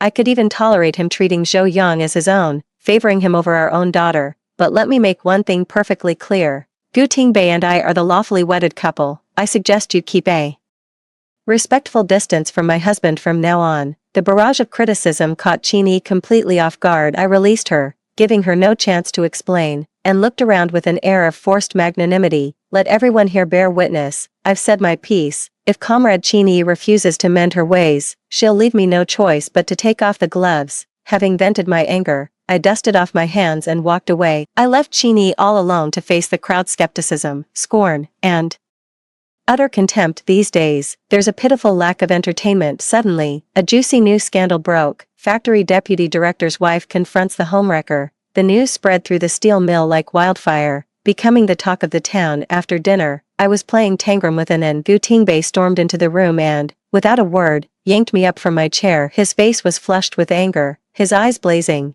Look what you've done. You had to go to the logistics department and gossip in front of everyone, ruining Yi's reputation. How is she supposed to face people now? Ann shrank behind me, her little hand clutching the hem of my clothes tightly, clearly distressed. Gu Tingbei's grip was too strong. I couldn't break free, feeling both frantic and furious. Let me go. Ann is right here. Are we really going to argue in front of our daughter? Gu Tingbei's rage peaked, twisting into a cold, bitter laugh. Now you're concerned about Ann. Where was that concern when you went to harass Yi? Shin Yunshu, I truly misjudged you. It turns out you're just a petty, malicious woman. I quickly covered Ann's ears with my free hand and looked up to confront Gu Tingbei. Ha, how dare you judge me? You're the one who's never satisfied, always wanting more. You're the one who oversteps boundaries in your care for Qinyi and her son. You're the one who abandoned your own daughter for some so-called debt of gratitude. You're disloyal as a husband and heartless as a father. What gives you the right to lecture me, Gu Tingbei? Anyone else can criticize me, But you are the last person with the right to do so. Gu Tingbei narrowed his eyes dangerously, then released his grip only to seize my chin instead. No wonder he was left defenseless against you, driven to hide at home and attempt suicide. With that sharp tongue of yours, if I hadn't arrived in time, she would have been dead. Her current state is entirely your fault. You're coming with me to apologize. Dragged along by Gu Tingbei, I hurriedly told. And in to stay put in the bedroom, I reached the living room and, ignoring the pain in my wrist, wrenched free from Gu Tingbei's grip. A sneer curled my lips, naked and contemptuous. It's true I exposed your dirty little secret, but the ones who forced my hand are you. Qinyi knew you had a family, yet she used the debt of saving her life to cozy up to you like you were her own, and you, knowing full well you shouldn't covet a friend's wife, used repaying a kindness as an excuse to get close to the woman you wanted. You're not naive children, you both knew what the other was thinking and chose to play along without saying a word. What, is this game of push and pull so thrilling it's become an addiction for you? Shin Yunshu, Gu Tingbei was furious with humiliation, while I leisurely settled onto the sofa. I know my own name, you don't need to emphasize it, an apology is out of the question, this is just the beginning. Don't worry, Qinyi hasn't gotten what she wants yet, she certainly won't be willing to die young. Gu Tingbei clenched his fists until they creaked, but I remained utterly unperturbed. Angry, are you? If you refuse the divorce, you're going to get a whole lot angrier. Life in the staff compound is so dull. I think everyone would be thrilled to hear a few choice stories about Deputy Director Gu and Qinyi. The man's sharp gaze fell upon me. Are you threatening me? I spread my hands in a helpless gesture. You refuse to divorce for the sake of your career, yet you insist on doing things to disgust me. You leave me no choice. Let's see what you value more, your future, or Qinyi. Gu Tingbei clenched his jaw, grinding his teeth before finally making up his mind. Fine, you win. I agree to the divorce, but not in the next few days. Senior leadership is coming to inspect the steel mill, and everything needs to be perfect. We'll go as soon as this busy period is over. As if feeling this concession had cost him face, Gu Tingbei quickly added, if it weren't for the arranged marriage between our families and my grandfather's forceful demands, do you really think I would have married you? Shin Yunshu, don't flatter yourself. After 6 years of marriage, I've long known the real reason Gu Tingbei married me. The first reason was the arranged marriage between the Shen and Gu families, but the more crucial reason was that Qinyi chose Zhou Chongqing, who seemed to have a brighter future at the time. Gu Tingbei's unconfessed love was stillborn, becoming a taboo that could never be spoken aloud. It just so happened that grandfather Gu was pressuring him to marry. If he couldn't marry the one he loved, what did it matter who he married? Marrying me would at least please the elders. I was full of anticipation, while Gu Tingbei was merely going through the motions. That's how we entered into marriage, and now it has ended in a dismal failure. Gu Tingbei returned to the bedroom and slammed the door shut with force. The quarrel faded away, and calm returned. I sat in the living room. There was no ecstatic joy as I had imagined. A profound sense of emptiness and absurdity washed over me. The hardest thing in the world is to beg for the affection of someone whose heart already belongs to another. It's harder than water wearing away stone. It's a shame I only realize this now, having wasted 6 whole years. Fortunately, it's not too late. I can start a new life within and very soon. After Gu Tingbei agreed to the divorce, I started packing my things to send back to Shenzhen. The bundles and packages were quite conspicuous when someone asked out of curiosity. I didn't try to hide it, saying I was sending things back to my hometown. The person left, looking thoughtful. Soon, word got out that Gu Tingbei and I had split up and were getting a divorce. Factory director Wu thought highly of Gu Tingbei, so naturally, he was also quite concerned about his family life. Upon hearing such rumors, he hastily sent Auntie Wu to our home to verify the truth. I simply said that Gu Tingbei and I had grown apart, with no common ground left, making it impossible to continue our life together. Auntie Wu pleaded with me earnestly. Marriage is about security and provision. Xiao Gu is capable and earns a good living, and you two even have an in. Why on earth would you want a divorce? Do you really think life will be any better for you on your own? I listened quietly, offering no argument in return. I simply insisted on getting the divorce. Seeing her persuasion was futile, Auntie Wu poked my forehead in frustration, as if scolding an unteachable child, before storming off in a huff. After seeing Aunt Wu off, it was time for the kindergarten to let out. I went to pick up an in, and on the way home, I stopped by the supply and marketing cooperative to buy her an ice pop. She was overjoyed, happily eating her ice pop and skipping all the way home. She chattered away, telling me all about what happened at kindergarten. I ran into Qinyi, who had been waiting at my doorstep for quite some time. The news of Gu Tingbei and I getting a divorce has spread all over the compound, so it's no surprise she knows she's probably here today to test the waters. I have to admire Chini's relentless determination to get what she wants. You've already lost to me twice, and yet you dare to show your face here today. It seems Gu Tingbai's hold over her is truly powerful. I took out my keys, unlocked the door, and told Anan to go play with his toys. In his room when I turned back, she was already sitting primly on the sofa. At that moment, she was looking around, taking in the room's furnishings, a flicker of greed flashing in her eyes. I also went and sat down on the sofa, turning to look at her. You still dare to come find me? Aren't you afraid of what I might do to you? Chini was utterly unconcerned, smiling with a brazen confidence. Surely Sister Yunshu wouldn't kill me with her own hands just to vent her anger, would she? You have to give something to get something. As long as the outcome is good, all the sacrifices and grievances are worth it. Suddenly, as if remembering something, she asked curiously, Sister Yunshu, I heard you and Brother Gu are getting a divorce, is it true? I put down the water glass and looked at her with a smile. Absolutely, we'll go file for divorce as soon as he's done with this busy period. Chini got the confirmation she was hoping for. A smile tugged at the corner of her mouth, which she struggled to suppress. Oh, it's such a shame. You've been married for 6 years and you have your daughter. And then, how did it come to this? She pretends to want us to reconcile, but in reality, she can't wait for me to get divorced and clear the way for her. I can't be bothered to argue with her. Aren't you the happiest about my divorce from Gu Tingbei? Given how he feels about you, you'd be the first one he'd consider remarrying. Chini feigned shyness, her face flushing red. You've misunderstood. Chongqing and Brother Gu are good friends. All the care Brother Gu has shown me and Yang Yang over the years has been out of respect for Chongqing. Oh, please, even a fool wouldn't buy that. I bet Zhou Chongqing has no idea his good buddy has taken over his roles as husband and father. Does he? After you had the baby, Gu Tingbei brought you nourishing soup every day, made formula, and washed diapers. He rushed over to your place whenever he had a spare moment, fixing burst pipes, rewiring circuits, you name it. You're more fragile than Lin Dayu herself. When it's that time of the month, you even have Gu Tingbei delivering you a hot water bottle and brown sugar water. Every time there's a thunderstorm, you call Gu Tingbei, saying the child is crying their eyes out, scared, and wants their daddy. What I don't get is, isn't Zhou Chongqing dead? So where exactly is Zhou Yang supposed to find their daddy? Or are you telling me you've been teaching Zhou Yang to call Gu Tingbei daddy?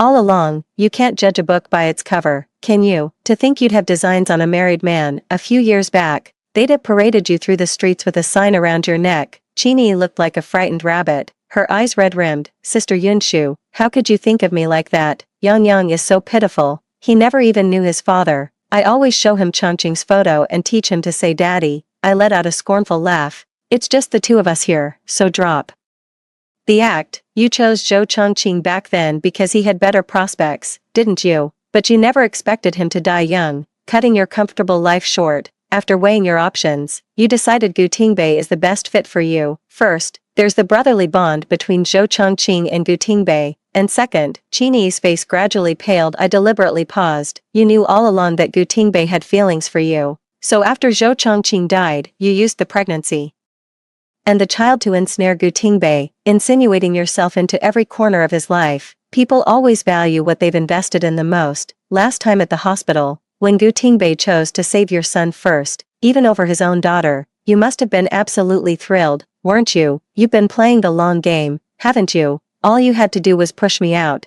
and you could waltz right in and live the good life. What a brilliant, well-calculated plan. At this point, Chin dropped the act. She pulled out a handkerchief and scrubbed the tears from her face, not a trace of sorrow left in her. Is it wrong to want a good life? Blame Zhou Chongqing for his rotten luck, dying so young and leaving me with a son to raise. Speaking of her son, Chini curled her lip in disdain. All he does is eat, sleep, and repeat, utterly useless. But at least he's Zhou Chongqing's son. How could Gu Tingbei bear to neglect his sworn brother's child? I use the child as an excuse to invite Gu Tingbei over often. By playing the damsel in distress just right during our time together, I can make him feel so much pity that his heart is completely devoted to us, mother and son. As she spoke of her methods for ensnaring a man, she smugly smoothed the end of her braid. Honestly, a woman should know when to play a little helpless. Men are more tender-hearted that way. Look at Gu Tingbei. He's utterly devoted to me, can't bear to let me go, isn't he? How sickening, to dress up, seducing a married man in such noble-sounding words. I frowned in disgust. having no desire to continue this conversation with her. Fine, you're about to get what you want. You can have Gutingbe, may you live a long, happy life together, full of love and devotion. I waited patiently for Gutingbe to finish his work early so we could go file for divorce. Instead, I first received a visit from Grandpa Gu. The small living room was so quiet you could hear a pin drop. The atmosphere instantly grew tense. The door swung open and then shut. Gutingbe was overjoyed to see his grandfather. Grandfather, what brings you here? Old Master Gu lifted his gaze, his authority palpable even without anger. Kneel. Gutingbe was bewildered. Grandfather, I said kneel. Grandfather Gu's tone sharpened, growing even more severe. A lifetime of military service and high command had imbued him with a natural, oppressive authority. Gutingbe was both in awe and fear of his grandfather, though he didn't understand why he had to kneel. His body obediently sank down a notch. Thud, his knee hit the floor with a sickening crack. Old Master Gu stood up, snatched his cane, and started whacking Gutingbe while berating him. You've got some nerve. You're just a deputy factory manager and you already want a divorce from Xiaoshu. If you climb any higher, will you even remember which way the family gate faces? The cane landed with a solid, sickening thud against his body. Gutingbe winced in pain but dared not dodge, gritting his teeth and taking the beating. Shen Yunshu, you actually told on me. This is a complete injustice. I won't admit to something I didn't do. Grandpa Gu was so angry he was huffing and puffing. Don't you dare blame Xiaoshu. She didn't tell on you. It was Director Wu who called me. You and Xiaoshu have been married for 6 years. She's managed the household and borne your children. What has she ever done to wrong you? And you actually want a divorce, now that you've made a name for yourself. You think you can just cast aside your wife and daughter? How could our Gu family produce such an unfilial descendant? Rubbing the spot where he'd been hit, Gutingbe muttered, the marriage was arranged by you all in the first place. It's not like I wanted to marry Shen Yunshu. The room fell silent. Grandpa Gu heard his grandson's words loud and clear, and was nearly knocked over by the sheer force of his anger. His finger trembled as he pointed at Gutingbe. It's true our families arranged our marriage when we were children, but before the wedding, I asked for your opinion, and you said you'd follow the family's arrangements. Now we're married, our child is 4 years old, and you're blaming it on an arranged marriage. If you were truly unwilling, how could we have an Gutingbe? Don't use the arranged marriage as an excuse. You're just selfish, cowardly, and irresponsible. That's why you blame everyone and everything else. Gutingbe, unable to lift his head under the barrage of criticism, decided to drag me down with him. It was clearly Shen Yunshu who forced me into this divorce. Grandpa, why are you only criticizing me? Grandpa Gu settled back onto the sofa and snorted coldly upon hearing this. Why would Xiaoshu want to divorce you? It's because you've been a failure as a husband. I had someone look into it. You've been cold and distant to Xiaoshu and my great-granddaughter, all for some so-called debt of gratitude. While you lavish attention on that woman and her son, I've lived long enough to see right through your little game. If you already had someone else in your heart, you never should have agreed to marry Xiaoshu in the first place. And once you were married, you should have been devoted to her alone, not trying to have your cake and eat it too. Gutingbe, you've let me down terribly. Grandfather Gu berated Gutingbe with profound disappointment and anger. After scolding him for a good while, Grandfather Gu, having vented his anger, picked up the glass of room-temperature water from the tea table and downed it in one gulp. Following a brief silence, the sound of a cane tapping the floor echoed. Enough, it takes two to tango. I don't care whether this comrade Chini is good or bad, but the fact remains that she wrecked your marriage. Keeping someone like that in the steel mill will only corrupt the workplace culture. If the other female workers follow her example, using their youth and looks to break up their supervisors' marriages in a bid to climb the ladder, the whole place will descend into chaos. I'll have a word with the mill management and arrange for her transfer to a county-level steel plant. How can the pay and benefits at a county plant possibly compare to those at the municipal steel mill? Besides, in a state-owned enterprise, every position is already spoken for. What decent job could possibly be left for Chini? Gutingbe felt Chini's punishment was too severe. He immediately crawled on his knees to his grandfather to plead for her. Grandfather, it's all my fault. It has nothing to do with E. Please, don't transfer her back to the county town. Her parents and brothers are like leeches. If she goes back, they'll bleed her dry. Old Master Gu's eyebrows shot up, his tone sharp and severe. If you plead for her again, she won't be transferred to the county steel mill. She'll be fired outright. Gutingbe's face turned ashen. Grandfather's word has always been law. Once he makes a decision, no amount of talking can change his mind. Seeing his grandson's pathetic state, Old Master Gu felt the anger he had just suppressed begin to flare up again. Don't worry, you won't get off easy either. 2 months ago, when Anin and Chini's sons were both hospitalized, you actually chose to save someone else's son over your own daughter. There are countless ways to repay a debt of gratitude, but who told you to trade your own daughter's life for another's? You must have water in your brain, Gu Tingbei tried to explain. No, it was an emergency at the time. Grandfather Gu raised his hand to cut him off. Your judgment is clouded, making you unfit for a higher position for now. Forget about becoming the head of the factory, go and gain some real-world experience first. It's perfect timing. The steel mill in Yong province is expanding and building several branch factories in the county. You can go there and contribute to national development. Hopefully, the northwestern sun will dry out the water in your brain. I rubbed my fingers together quietly, a wave of emotion welling up inside me. Compared to here, Yong province in the northwest is truly a harsh place. Grandpa Gu made the tough decision to send Gu Tingbei to the northwest, both to teach him a lesson and to stand up for me. Despite his age, he traveled a great distance to back me up and defend my honor. How could I not be moved? Gu Tingbei was seething with resentment over the punishment he was about to face. Grandfather, what kind of spell has Shen Yunshu cast on you to make you so biased in her favor? Blocking my promotion is one thing, but now you're transferring me to the northwest. Grandfather Gu raised his cane and gave him another whack. You've made your bed, now you must lie in it. Who else can you blame? If you weren't my own grandson, the punishment would be far more severe. In the end, it's the Gu family who is Ron Xiaoshu. When I go to meet my maker, I'll have no face to see old Shen. I shook my head with a faint smile. That's not true, Grandpa. My grandfather wouldn't blame you, and neither do I. Marriage is a gamble to begin with. I was the one who decided to marry Gu Tingbei, and I'm willing to accept the good with the bad. What's more, I still have Anin. She is my greatest hope and comfort. What Gu Tingbei did has nothing to do with you. Please don't blame yourself. You've traveled all this way and gone to such trouble to stand up for me. If my grandfather knows of this in the afterlife, he would be just as grateful as I am. At the mention of his old friend, with whom he had shared a life and death bond, Grandpa Gu sighed, sinking into boundless nostalgia and regret. Grandpa Gu then shifted the topic, speaking up to persuade me to stay for Gu Tingbei's sake. Xiaoshu, that woman is about to return to the county and will never cross paths with Tingbei again. I've also given Tingbei a severe punishment, and I believe he won't dare to make such a mistake again. Anin is still so young. Have you thought about how much hardship you'll face raising her all by yourself? He won't dare to make a mistake. Not that he won't make one. What's the point of temporary suppression? Once old Master Gu and his parents are gone, no one will be left to keep Gu Tingbei in check. It won't stop him from finding other women. Wholehearted devotion is just the bare minimum. If he can't do it,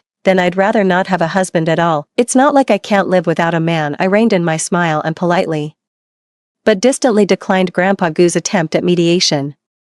To be honest, Anin has hardly experienced any fatherly love since he was born. Instead, he's had to watch Gu Tingbei dote on other children. I believe a normal, happy upbringing is far more important than a family that's only complete in name. What do you think, Grandpa? I was adamant and insisted on getting a divorce. Gu Tingbei was a proud man. If I didn't want something, he certainly wouldn't cling to it. Just as Grandpa Gu was about to try persuading us again, Gu Tingbei, not to be outdone, also clamored for a swift divorce. Grandpa, she's dead set on this divorce. We could talk until we're blue in the face and it wouldn't change a thing. It's better to just let her go. Gu Tingbei's and my eyes met briefly in the air before we both looked away, a tacit understanding passing between us. A look of sorrow and resignation flashed in Grandpa Gu's eyes, and the lines on his face seemed to deepen. All right, enough. I'm old, and I shouldn't meddle too much in you young people's affairs. Xiaoshu, since you want the divorce, I'll respect your wishes. Tingbei, from now on, you will allocate 2/3 of your monthly salary to Xiaoshu, until Anin comes of age. Gu Tingbei's lips moved, but in the end, he said nothing. Old Master Gu nodded to himself. It was worth it, dragging his old bones all the way here to give his grandson a thorough dressing down. His mind was finally a bit clearer. If I can't be a good husband or father, the least I can do is provide financial support. He turned to me and said, I'll transfer the deed of a courtyard house in Beijing to your name. Consider it an extra layer of security for you and your daughter. Grandfather Gu set off for Beijing the very next day. Watching his weary figure recede, a pang of sorrow tightened my heart. Gu Tingbei remarked coolly from the side, if you hadn't made such a fuss about getting a divorce, Grandpa wouldn't have had to travel all this way to defend you. Who are you trying to fool with that guilty conscience?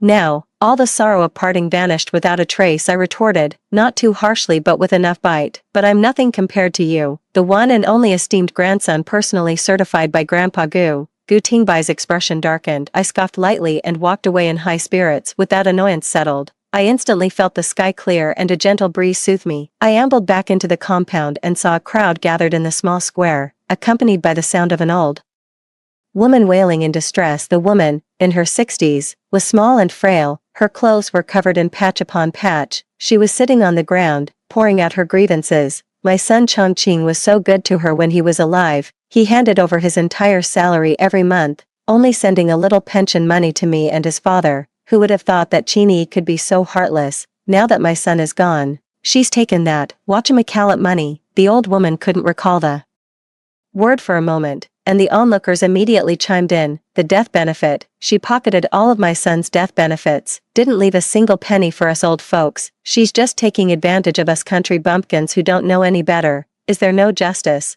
Won't the factory management do anything about this? The old woman caught her breath and continued wailing. And my eldest grandson, I've never even laid eyes on him. Our Chongqing had a hard lot, gone so young, at least he left a son behind. But Chini looks down on the countryside. She stubbornly stayed at the factory with the boy and won't let us old folks see our own grandson. Having finished her lament, the old woman's shrewd, narrow eyes swept over the crowd of onlookers. I heard she's been carrying on with some man. I don't care who she sees, but how dare she keep all my son's death benefits for herself? And my grandson, his surname is Zhou. He can't just change his name and call another man his father. I already wrote a letter to Zhou Chongqing's family, telling them everything about Chini. When Zhou Chongqing died in the accident, the factory not only paid out a large sum in compensation but also promised that Zhou Yang could take over his father's job at the steel mill once he came of age. As Zhou Chongqing's widow, Chini also received preferential treatment from the steel mill. He was transferred from the laid-back propaganda department to the more lucrative logistics department upon hearing her son had left a large sum of death benefits. Old Mrs. Zhou couldn't sit still. Whether her grandson came back or not didn't matter. After all, she had 4 other sons, so grandsons were the last thing she was short of. She was determined to get her hands on that compensation money. The onlookers buzzed with chatter as Chini rushed over in a fluster. Mom, what are you doing here? Old Mrs. Zhou grabbed the hem of Chini's blouse to pull herself up, leaving a grimy handprint. Chini frowned in disgust, but with everyone watching, she couldn't make a scene and had to swallow the insult. Old Mrs. Zhou couldn't stand Chini's affectations. She came from the countryside, yet she put on airs like a city girl. She looked down her nose at everyone. How dare she pocket her money? She's going to teach her a lesson today. Old Mrs. Zhou stood with her hands on her hips, her eyebrows shooting up. Why can't I come? Are you the only one allowed to live the good life in the big city, while we're stuck here digging in the dirt for our meals? Chini quickly put on an ingratiating smile and pulled her into the house. Mom, let's go home and talk about this. Old Mrs. Zhou had no patience for her excuses and shook off her hand. We'll talk right here, so everyone can bear witness. That way you can't bully an old woman. I'm here to get Chongqing's pension money back. If you don't give it to me, I'll stand right here and tell everyone all about your little schemes. I'll make you famous. Eager for a bit of drama, the crowd of onlookers grew larger. A murmur spread through the crowd as seasoned viewers filled newcomers in on the highlights they'd missed. A low hum filled the air. Chini felt both embarrassed and wronged. Mom, Yang and I have living expenses too. He was seriously ill not long ago, and the money's pretty much all gone. Of course she still has money, but once the money is in her hands, it's hers. What kind of logic is it to expect her to give it away? Old Mrs. Zhou is just a clueless country bumpkin. Just play the victim and get through this. Old Mrs. Zhou's droopy eyelids snapped taut instantly, and she blurted out, you spent a whole 2,000 in just 4 years, you good-for-nothing spendthrift. Slap. A bright red handprint instantly bloomed on Chini's fair, jade-like cheek, but she ignored the stinging pain on her face, her heart gripped only by panic. Back then, she had dared to pocket the entire death benefit as Zhou Chongqing's wife, taking advantage of the Zhou family's lack of education and their remote, gullible nature in the countryside. Who told old Mrs. Zhou about the pension money? Without a second thought, old Mrs. Zhou grabbed Chini's wrist and pulled her through the crowd, heading outside. Come on, let's go find the leaders and demand an explanation. We, his parents, haven't seen a single penny of our son's pension, and you've gone and spent it all. There's no justice in this world. Chini didn't want to go, but old Mrs. Zhou, strong from years of manual labor, wasn't about to let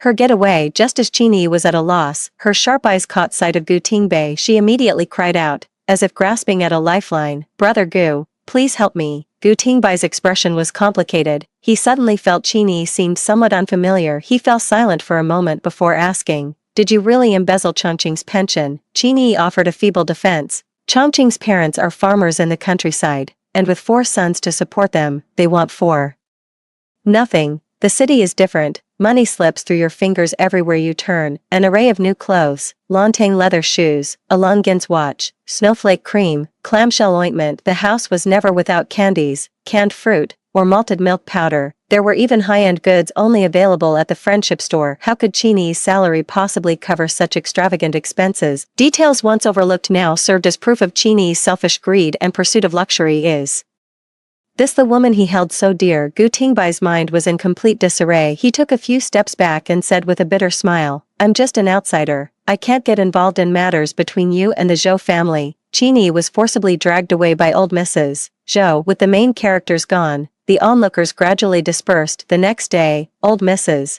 Zhou successfully collected the hefty compensation payment and returned to her village, thoroughly satisfied. As for her grandson, she wanted no part of him. She already had a house full of mouths to feed back home. Taking him in would just mean one more. The matter was brought before the factory leadership, and Chini received a stern reprimand. Considering her hardship in raising Zhou Yang, the leadership only required her to return half of the pension to old Mrs. Zhou. Losing 1,000 yuan for nothing pained Chini deeply, but with her son still by her side, she felt that there was always a way out. Zhou Yang's very presence was a constant reminder to Gu Tingbei that Zhou Chongqing had died for him. She could exploit this guilt to her full advantage. Unfortunately for Chini, her clever scheme was doomed to fail. The divorce proceedings were finalized quickly. I packed my things and bought my train ticket back to Shanghai in advance. The day before I left, I took in and downstairs to say goodbye to my sisters-in-law. My sisters-in-law shared their life wisdom with me, talking one after another. The atmosphere was warm and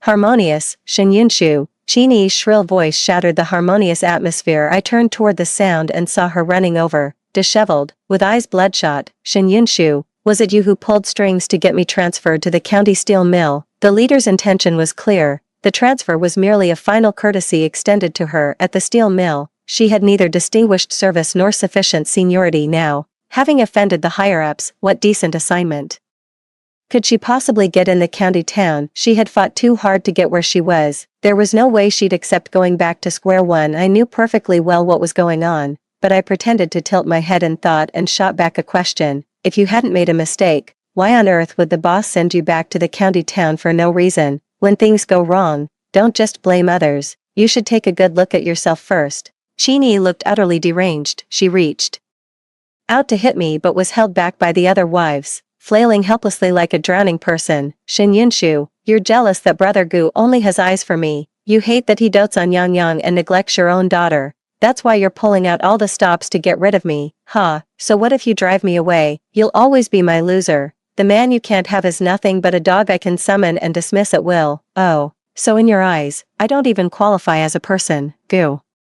Tingbai's icy voice came from behind. He stood in the slanting rays of the setting sun, as silent as an autumn leaf. Chini's face stiffened, and she began to stammer out an explanation. "Brother Gu, I didn't mean it like that. It's all Shen Yunshu's fault. She deliberately provoked me, and I just spoke without thinking. I'll always remember how good you've been to me and Yang Yang." Gu Tingbei stared at Chini with an intense gaze, as if trying to see right through her. Chini broke free from the auntie's hold and hurried over to stand before him. "Brother Gu, I heard you and Shen Yunshu are divorced now. Perfect timing. Haven't you had feelings for me for a long time? We're both single now. I'm willing to marry you." Half calculation, half genuine feeling. She urgently needed to find someone to marry in order to stay in the city, and Gu Tingbei was the best candidate. Chini believed her willingness to marry Gu Tingbei was a favor bestowed upon him. He took half a step back and said with a faint smile, "I'm about to be transferred to Yong province. It's notoriously harsh there. Are you still willing?" Even knowing that, of course, Chini was not willing. She married to enjoy a comfortable life, not to suffer alongside someone. Chini left, grumbling and cursing under her breath. There are plenty of well-off people in the city, government officials, state-owned factory managers, and the like. She's quite attractive, even if she can't marry someone with real power. Marrying their sons would be just as good. Most men, after all, prefer women who are beautiful and gentle as water after a heavy rain. The air carried a hint of coolness. The train station was bustling with people. I sat in the waiting hall, took out a thermos from my bag, and gave in some water to drink. Suddenly, I heard someone call my name, and the voice sounded somewhat familiar. Shin Yunshu, Shin Yunshu, Shin Yunshu. I stood up instinctively and saw Gu Tingbei searching for someone in the crowded waiting hall. He turned and saw me, then ran over and pulled me into his embrace. I could feel Gu Tingbei's scorching breath by my ear, along with his ecstatic, remorseful murmurs. Yunshu, Yunshu, I see you again. This isn't a dream. It's not a dream. I'm sorry. I fell in love with you long ago, yet my own obliviousness still ended up hurting you. I stopped loving Chini a long time ago. All these years, taking care of her was just out of guilt and unwillingness to admit defeat. It wasn't until I lost you that I realized the one I truly love is you. Judging by Gu Tingbei's words, he must have been reborn, just like me. But so what? The damage is already done. I was just lucky enough to get a second chance to save my daughter. I have truly and deeply known the agony of losing a daughter. The favoritism and the indifference were real. I will never again entrust my own and my daughter's happiness to someone else's hands. The divorce is final. I will never look back. I coldly pushed Gu Tingbei away. We've already gotten the divorce papers. Who you like from now on is none of my business. Gu Tingbei urgently grabbed my hand, his voice trembling. Yunshu, you've come back too, haven't you? Let's forget about Chini. Can't we start over as a family of 3? I forcefully pulled my hand back and, looking him in the eye, said, no, a broken mirror cannot be mended, and spilled water cannot be gathered. The past hurts, the pain, and the grievances are etched into my bones. I have no more expectations of you. The tone was grave and earnest. My heart is like a rock, immovable and unyielding. Gu Tingbei lowered his gaze. Disappointment and sorrow gripped his heart. Woo-woo. The train was about to depart, and the conductor began to urge passengers. If you don't board now, it'll be too late. Goodbye, Gu Tingbei. I stopped looking at him, carrying the suitcase in one hand and holding Inan's hand with the other as I walked toward the train car. Gu Tingbei was stopped by the train attendant at the door, so he ran to the window and shouted at the top of his lungs, Yunshu, I'll work hard to get transferred to Xincheng. Wait for me. At most 2 years. I promise I'll come find you in 2 years. I looked at him through the train window. That's your career, your future. You work hard to build the country. Please don't say it's for me. If anything were to happen to you in the process, I couldn't bear the weight of that responsibility. I thought I had been distant and cold enough. Any reasonable person would know I was drawing a clear line. Who would have thought that after being reborn, Gu Tingbei's focus would be so peculiar? Yunshu, I knew you still cared about me deep down,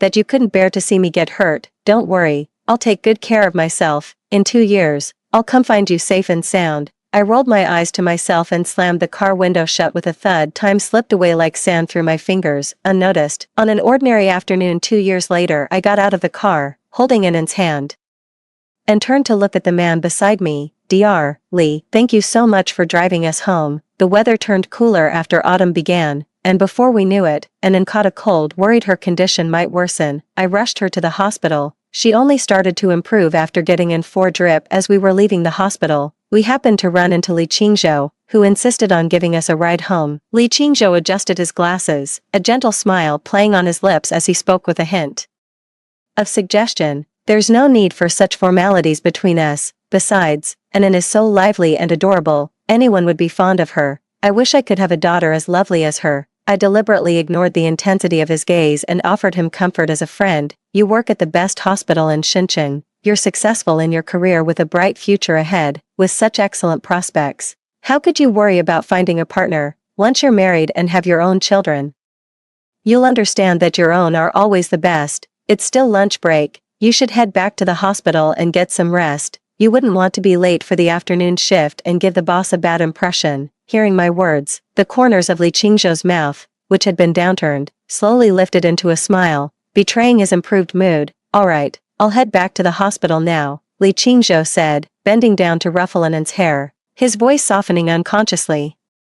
Be good at home, Inan, don't get sick again and make your mom worry. Okay. Inan beamed a bright smile and waved. Got it, goodbye, Uncle Li. I opened the door, and Inan couldn't wait to dash inside and turn on the radio to listen to a story. It seems being cooped up in the hospital really got to her. I smiled wryly and closed the courtyard gate behind me. Suddenly, a large hand thrust through the gap in the door. My vision blurred, and I stumbled back a few steps in fright before I could react.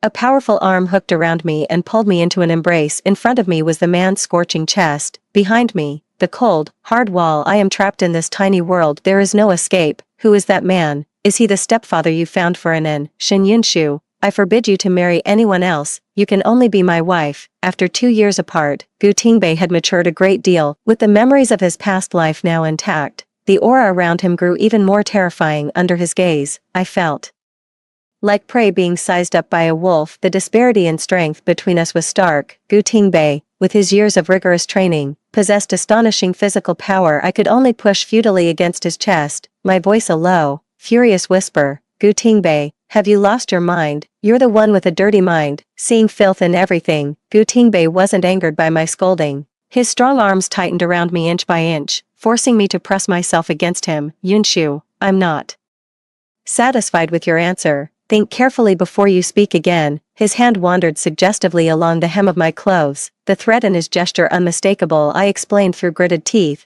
that man just now is Li Qingzhou. He's just a friend. Anan was sick and in the hospital the last couple of days. We ran into him today when we were being discharged, and he was kind enough to give us a ride home. Are you satisfied with that answer? Gu Tingbei's tense muscles relaxed, and his intimidating aura receded like the tide. He spread his arms and pulled me into an embrace, his movements both domineering and tender. His voice, weathered and magnetic, sounded in my ear. Yunshu, I've finally seen you again. Anan is still here. We can be a happy family of 3. Please, let me make it up to you both. I stood rigidly in his embrace, unmoved by his affection. And please, not all wounds can be healed, Gu Tingbei. Since you also have memories of our past life, you should know it's impossible for us to ever be together again. Gu Tingbei stared at me with unwillingness, his eyes filled with confusion. Why can't we start over? Everything is different now. Anan is safe. I've seen Qingyi for who she truly is, and I've spent 2 years in the Northwest to atone for my own blindness. In our past life, after you died, I lived in agony and regret every single day. If fate has granted me this second chance,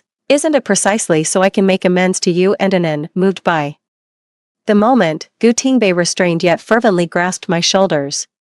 His words tore open the old wounds on my heart. Though the wounds have healed, they left behind ugly scars, and things can never go back to how they were. If I hadn't returned when I did, Anan would still have been killed by your favoritism, and I would have had to endure the agony of losing a daughter all over again. I've finally gotten my revenge on you and Qingyi, and managed to build a normal life with Anan. What makes you think I'd be willing to repeat the same mistakes and go back to you? Gu Tingbei seized the crucial point, eager to prove to me that he had now turned over a new leaf. It's all Qingyi's fault that we ended up like this. Don't worry, I won't let her off the hook. In her past life, she was fired from the steel mill, went back to her hometown where her parents sold her off to be a rich man's mistress, and in the end, the man's wife slashed her face. In this life, I arranged a marriage for her with the son of a minor official. After the wedding, she's been tormented by her mother-in-law and sister-in-law, suffered 3 miscarriages, and is living in utter misery. Qingyi is cunning and malicious. She got exactly what she deserved. Yunshu, are you pleased? The man's voice was low and steady as he recounted Qingyi's current plight, his words flowing as smoothly as if he were telling a story. Qingyi's comeuppance is deeply satisfying,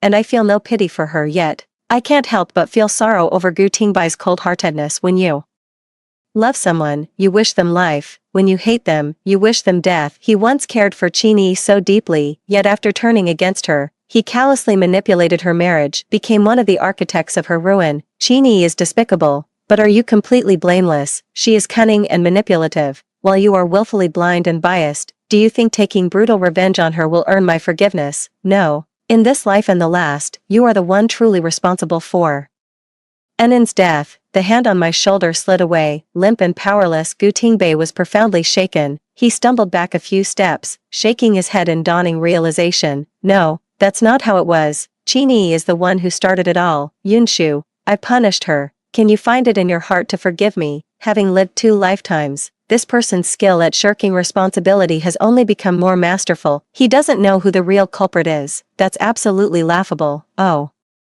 please. Did Qingyi hold a knife to your throat and force you to fawn all over her? Did she snatch the life-saving medicine from the hospital to give to Zhou Yang? If you were truly unwilling, who could have possibly forced you? You're pinning all the blame on her just to prove your own innocence. to convince yourself you've done nothing wrong by me or Anin, so you can come crawling back to me with a clear conscience, Gu Tingbei. I can't believe that even after 2 lifetimes, you're still this cowardly and weak, too afraid to face your own mistakes. Gu Tingbei's hidden intentions were laid bare under the harsh light of day. He opened his mouth to speak, but found he had nothing to say. I took advantage of his dazed state and shoved him out of the courtyard, shoved them in, slammed the door, and locked it all in one fluid motion. Finally got rid of that high-maintenance guest. I patted my chest and breathed a sigh of relief, but I let my guard down too soon that day. On my way back from school, I ran into our neighbor, Auntie Qian. At the entrance of the alley, she pulled me aside mysteriously and whispered, "There's been a man hanging around your doorstep these past few days. He's tall and well-built. If he weren't so handsome and didn't seem like a bad sort,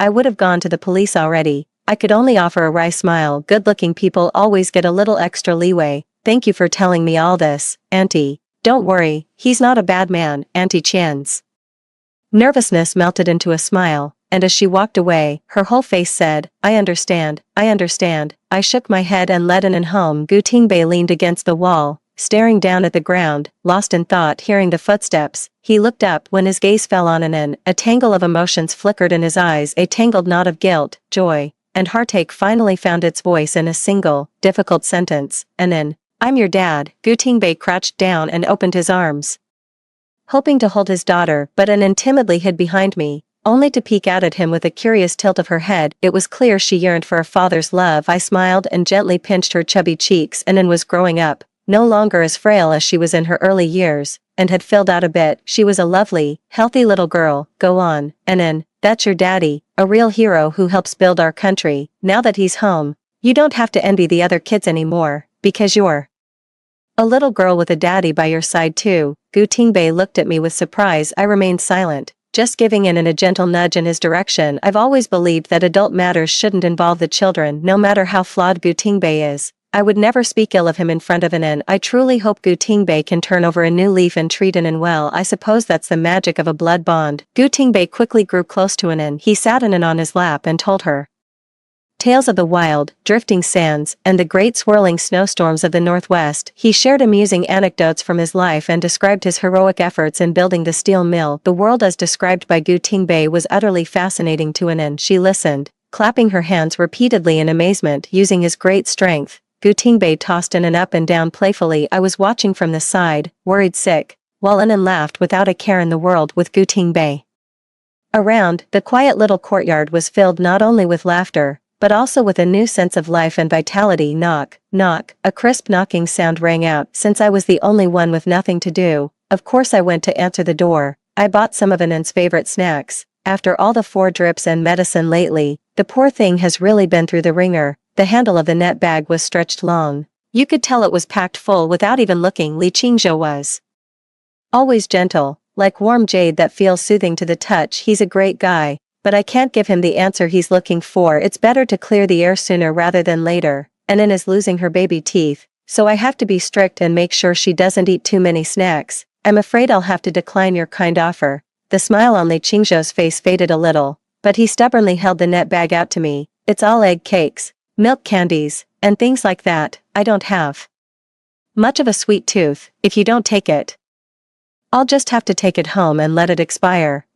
Well, thank you very much then, Dr. Li." Gu Tingbei's voice sounded in her ear. A bronzed hand snatched the mesh bag and thrust a few banknotes into Li Qingzhou's grasp. The move was too swift to refuse. Gu Tingbei stood beside me, holding Anin's hand in his left and the mesh bag in his right. The stark contrast was clear. Our formidable presence versus Li Qingzhou's solitary figure. Gu Tingbei made a commanding entrance, asserting himself as the man of the house. Perfect timing. Anin was getting hungry from playing and needed a little snack. "These treats are a godsend, Dr. Li. Could you check if the amount I gave is enough? I can cover the difference if it's not." Seeing how affectionately Anin acted towards him, Li Qingzhou began to harbor an uneasy suspicion. His voice was hoarse as he pressed me for confirmation, unwilling to let it go. "Yunshu, who is he?" Before I could speak, Gu Tingbei cut in with an answer. "Hello, I'm Gu Tingbei, Shin Yunshu's husband, and Anin's biological father. Husband, he's my ex-husband." I shot him a glare and motioned for him to take the child inside first. Gu Tingbei asserted his dominance, watching his potential rival crumble,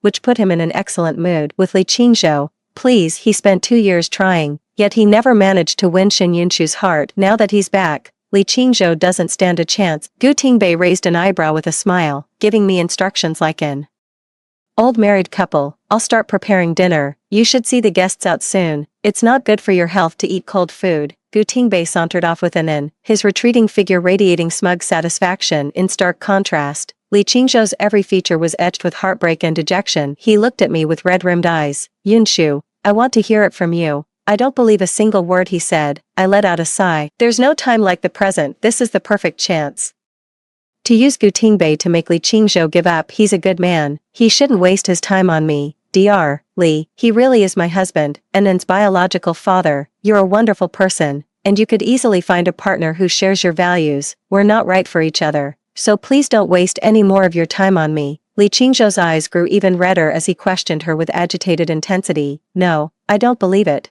If he's your husband, why has he never shown up in the last 2 years? Why were you the only one taking in into the hospital when she was sick? A faint, proud smile touched my lips. He works at the steel mill. A couple of years ago, he was transferred to the Yonne province steel plant to support its construction and only recently got transferred back. The Northwest is a tough place. He couldn't bear the thought of me and An suffering there with him, so he insisted we stay in Xinqiang. I gestured towards the serene and elegant courtyard behind me. Even though Tingbei is far away in the Northwest, he's never missed sending us our living expenses. Otherwise, how do you think I could afford to rent such a nice courtyard and still have the time and energy to prepare for the university entrance exams? Li Qingzhou tightened his grip on the hem of his clothes and suddenly laughed. Yunshu, you lied to me. Before I decided to pursue you, I asked Auntie Qian about you, and she said you were divorced. I have my principles and know what's proper. I wouldn't chase after a married woman. As if struck by a thought, he took a step closer to me. You're clearly divorced, yet he waltzes into your home and acts like your husband. Is he threatening you? Tell me, I can protect you. Li Qingzhou's persistence truly took me by surprise. I was moved by his sincerity,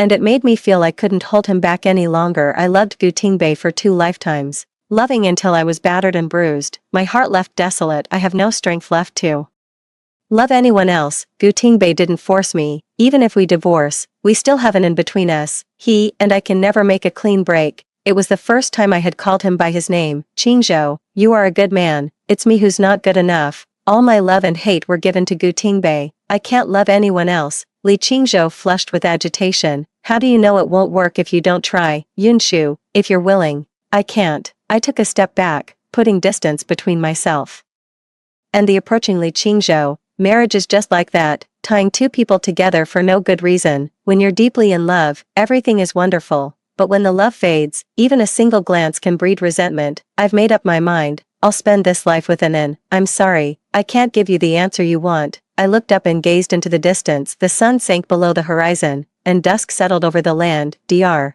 Li, you have your career and your family. I'm just the most insignificant passerby in your life. It's getting dark. You should go home. Li Qingzhou walked away, utterly dejected. I closed the courtyard gate and turned around, filled with melancholy. What's the matter? Regretting turning him down, Gu Tingbei leaned against the doorframe, half his face obscured in the twilight. Too late for regrets now. Shen Yunshu, with a husband as capable as me, I always knew ordinary men wouldn't catch your eye. I shot him a withering glare. After living 2 lifetimes, you're still bragging at your age. Have you no shame? Ex-husband, please leave after dinner. You may have no shame, but I still have a reputation to uphold. Gu Tingbei chuckled and went inside to call in for dinner. It just goes to show, living 2 lifetimes doesn't just add years, it thickens your skin. I have no idea how Gu Tingbei, a big factory director, finds so much time to hang around me and in every single day. He even comes to the university to sit in on my classes during the week. He's tall and strikingly handsome, standing out in any crowd, and to top it off, he's incredibly sociable. Within a week, the entire literature department knew he was my comrade in arms. On weekends, he would take in and out to roam the streets and alleys. The aunties and neighbors spread the word. Even the stray dogs on the street knew we were a happy family of 3. He took in into the steel mill, to museums, to former residences of famous figures, and is cheerful and full of life every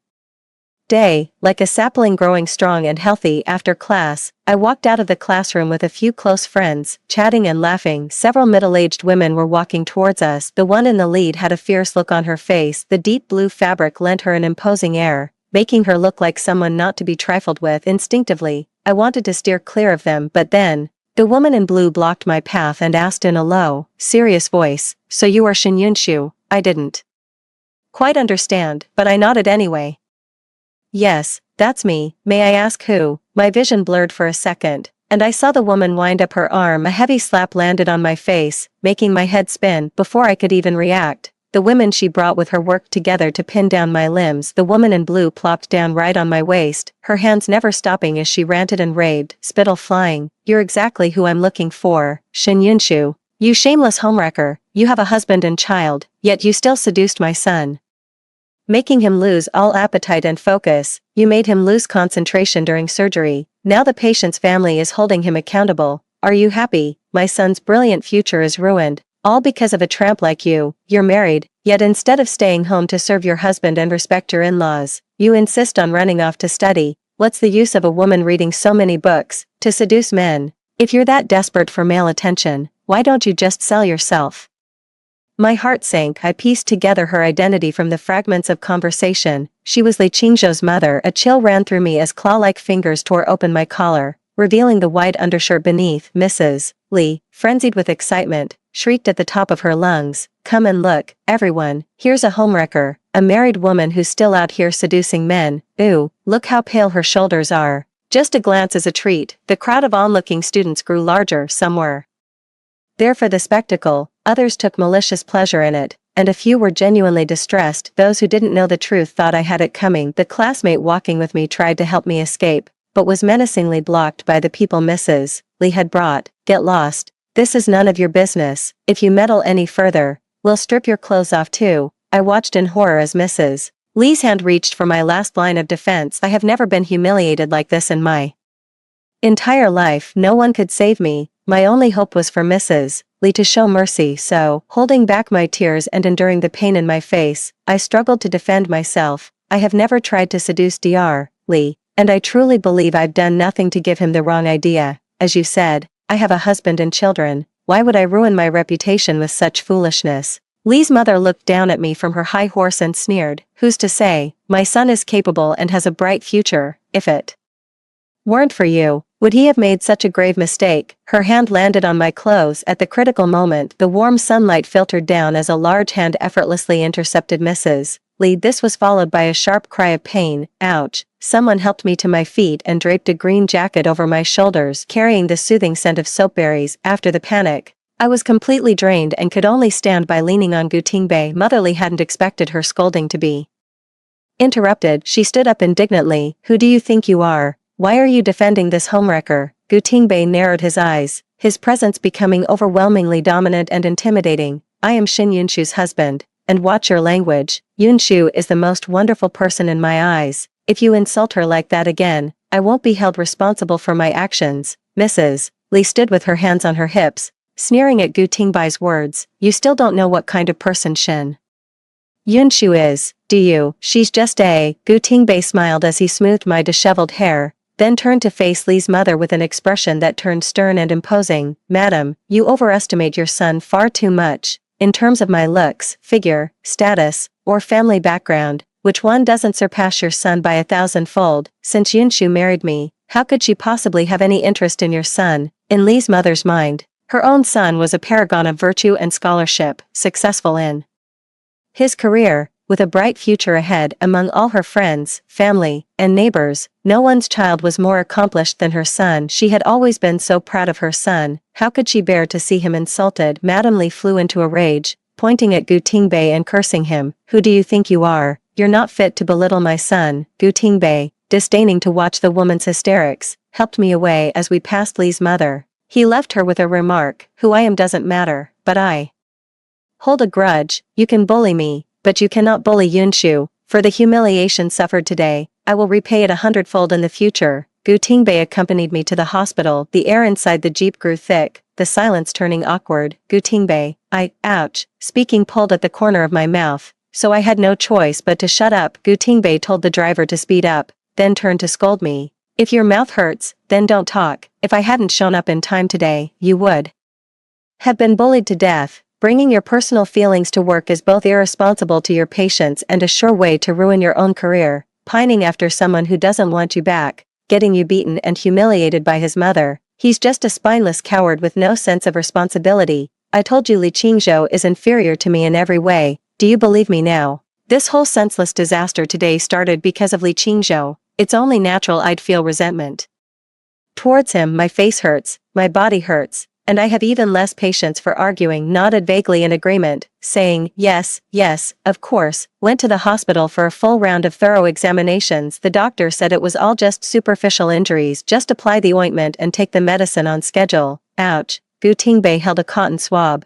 carefully applying the medicine to my face. He didn't speak, only softened his movements further, gently blowing on my wound. The room fell into complete silence. The act of applying the ointment brought us close together. Our breaths mingled. My gaze was drawn to his face. Rugged, yet refined, boldness and tenderness blend into one. Every corner is a masterpiece of the creator. The autumn breeze rises once more, setting the wind chimes beneath the eaves tinkling again like the chime of jade pendants. After applying the medicine, the pain from the injury on my face seemed to ease a little. It was rare for me to show Gu Tingbei a friendly expression. Gu Tingbei, thank you for today. Gu Tingbei wrapped up the used cotton swab and threw it away, then said with a probing smile, then why don't you marry me? I didn't reply, awkwardly changed the subject, and urged him to go pick up Anan from kindergarten. He didn't get upset and just went off cheerfully. I saw Li Qingzhou again one afternoon. He was waiting for me specifically at the southwest gate I always used. Comrade Shen, can we talk? Li Qingzhou forced a smile, but the red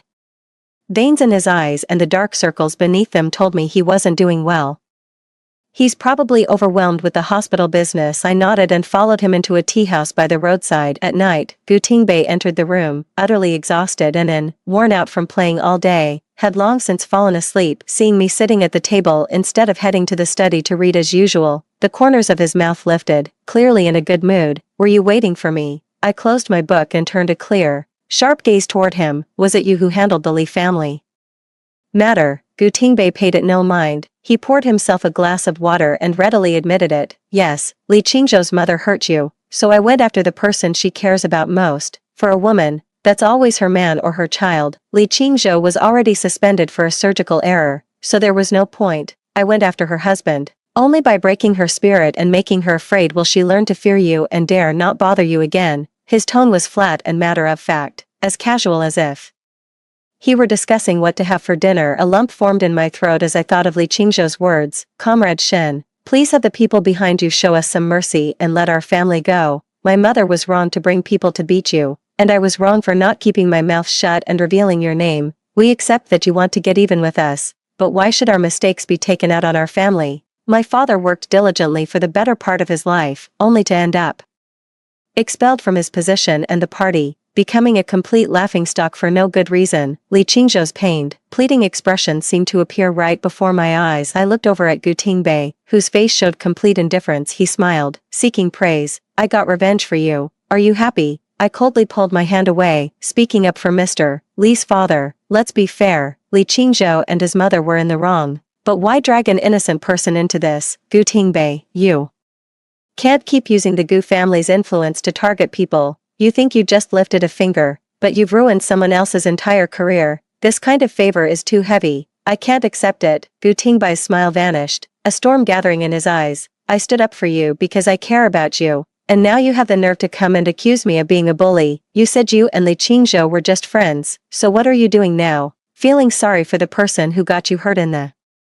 first place. A sudden wave of exhaustion and helplessness washed over me. I gestured toward the door. It's late, please leave. Gu Tingbei gripped my hand tightly, a deep, dark intensity gathering in his eyes. You think I'll just leave because you tell me to? Shen Yunshu, what do you take me for? Ever since I came back from the Northwest, I've been bending over backwards for you, trying so hard to please you. When you were too busy with classes to pick up Anan, I went. When you had no time to buy groceries or cook, I learned how. Inside and out, laundry, cooking, taking care of the child. Have I ever let you worry about a single thing? He suddenly let out a self-mocking laugh, his expression tinged with grievance. But after all I've done, you still haven't changed your opinion of me. Shen Yunshu, people can change. You can't keep looking at me through the same old lens, I said with a cold face. You chose to do all those things yourself. I never forced you. Gu Tingbei nodded.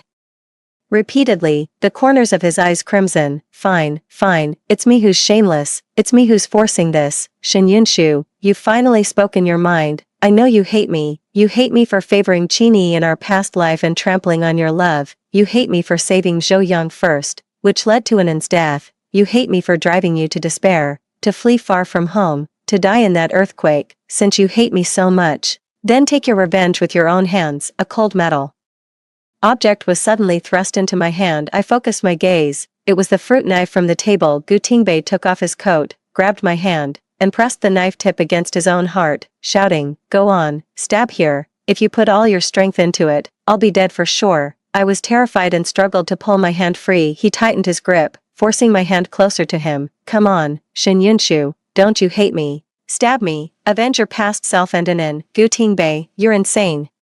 The sharp blade tip pierced through the fabric and into the flesh. Crimson blood stained the white shirt. A ringing filled my ears. I stood frozen in place, unable to move. No, Gu Tingbei can't die. Stumbling, I went to the bedroom wardrobe, fumbled out a fresh towel, and handed it to Gu Tingbei. Gu Tingbei leaned against the table, looking very weak. He refused the towel in a fit of pique and said with a bitter smile, "If you hate me, why stop the bleeding? Just let me bleed out." His cavalier attitude toward life and death sent a jolt of terror through me. With trembling hands, I placed the towel over his wound. "Yes, I hate you, but death isn't the best way to atone. Staying alive allows you to do more. You are not allowed to die until I forgive you. Do you hear me?" Gu Tingbei used his clean right hand to wipe the tears from my face, smiling faintly. "All right, I won't die." We went to the hospital that very night. Thankfully, the blade missed by a centimeter and didn't hit the heart.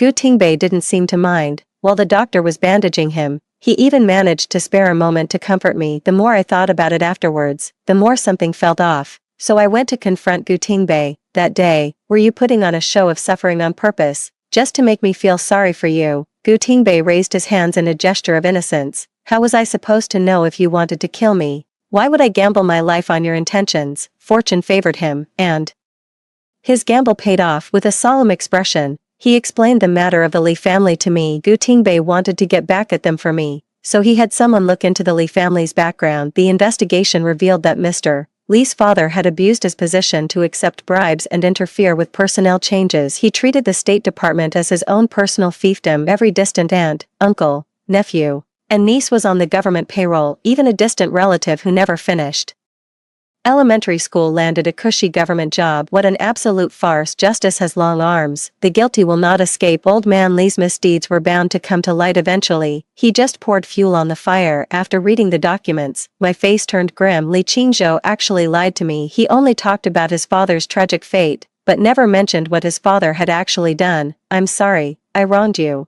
I handed the documents to Gu Tingbei. Gu Tingbei grinned. "Cook me a nice meal tomorrow, and I might consider forgiving you."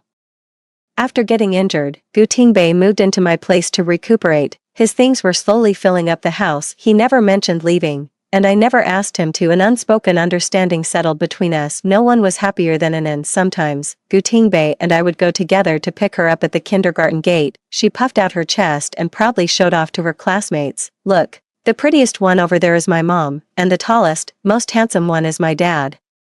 Receiving the unanimous, envious gazes of the other children, Anan held her head even higher as the heavy snow fell. Time quietly slipped into the 12th lunar month. Gu Tingbei asked if I wanted to go back to Beijing with him for the new year. In the 2 years he was in the Northwest, I took Anan to the Gu family for the new year every year. Anan is the only grandchild for Mr. and Mrs. Gu. They're usually too busy, so the new year is the only time they get to see their granddaughter. But this year is different. Gu Tingbei is back, but we are divorced. After all, it wouldn't be right for me to keep going to the Gu family and acting like we're still together. I'm not comfortable with the idea of him taking Anan back to Beijing alone. While I was still torn, Gu Tingbei had already convinced Anan, and then sent her to convince me. Anan was snuggling in my arms, being all sweet and coaxing. "Mommy, let's go, let's go. Let's all go to Beijing together and celebrate the new year with great Grandpa, Grandma, Grandpa, and Daddy." I couldn't resist my daughter's sweet pleading and finally gave in. Anan was overjoyed, dancing and skipping around me. But plans are always subject to change. The news of Grandpa Gu's critical illness prompted us to return to Beijing early. He fell ill quite suddenly for someone who always seemed so robust and rarely got sick. Falling ill like this often means the end is near. The doctor said that Grandpa Goo is advanced in years, worn down from overwork and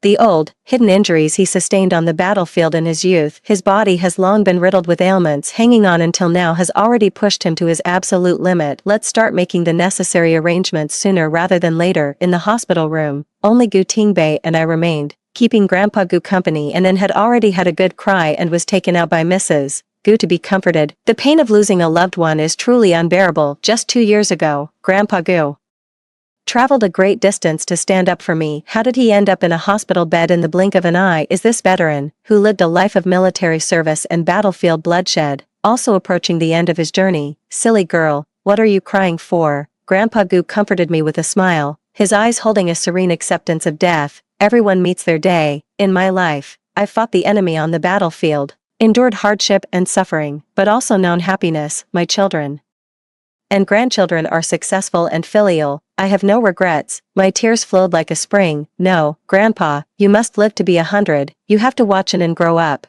and when she gets into university, you'll throw her a big celebration party. Grandpa Gu's smile made his eyes crinkle into slits, as if he could see the beautiful future I described, peering through the long corridor of time. Anan is clever and sensible. She will surely grow into the person you hope for, and I will be so proud of her too. Xiao Shu. After I'm gone, everything in my name will go to you and Anan. It's the last thing I can do for you. I was choked with sobs. Grandpa, I don't want any of those things. Anan, and I just want you to live a long and healthy life. Old Mr. Gu furrowed his brow and sighed. Xiao Shu, you're the one I worry about the most. Your grandfather married you into the Gu family, but I failed to raise Tingbei properly. I let you suffer so much hardship, and in the end, you had to struggle to make a living alone with Anan. I quickly intertwined my fingers with Gu Tingbei's and raised our clasped hands for Grandpa Gu to see. A spark of pleasant surprise flashed in Grandpa Gu's eyes. You too. Gu Tingbei gave a firm nod. Grandpa, it's exactly as you see.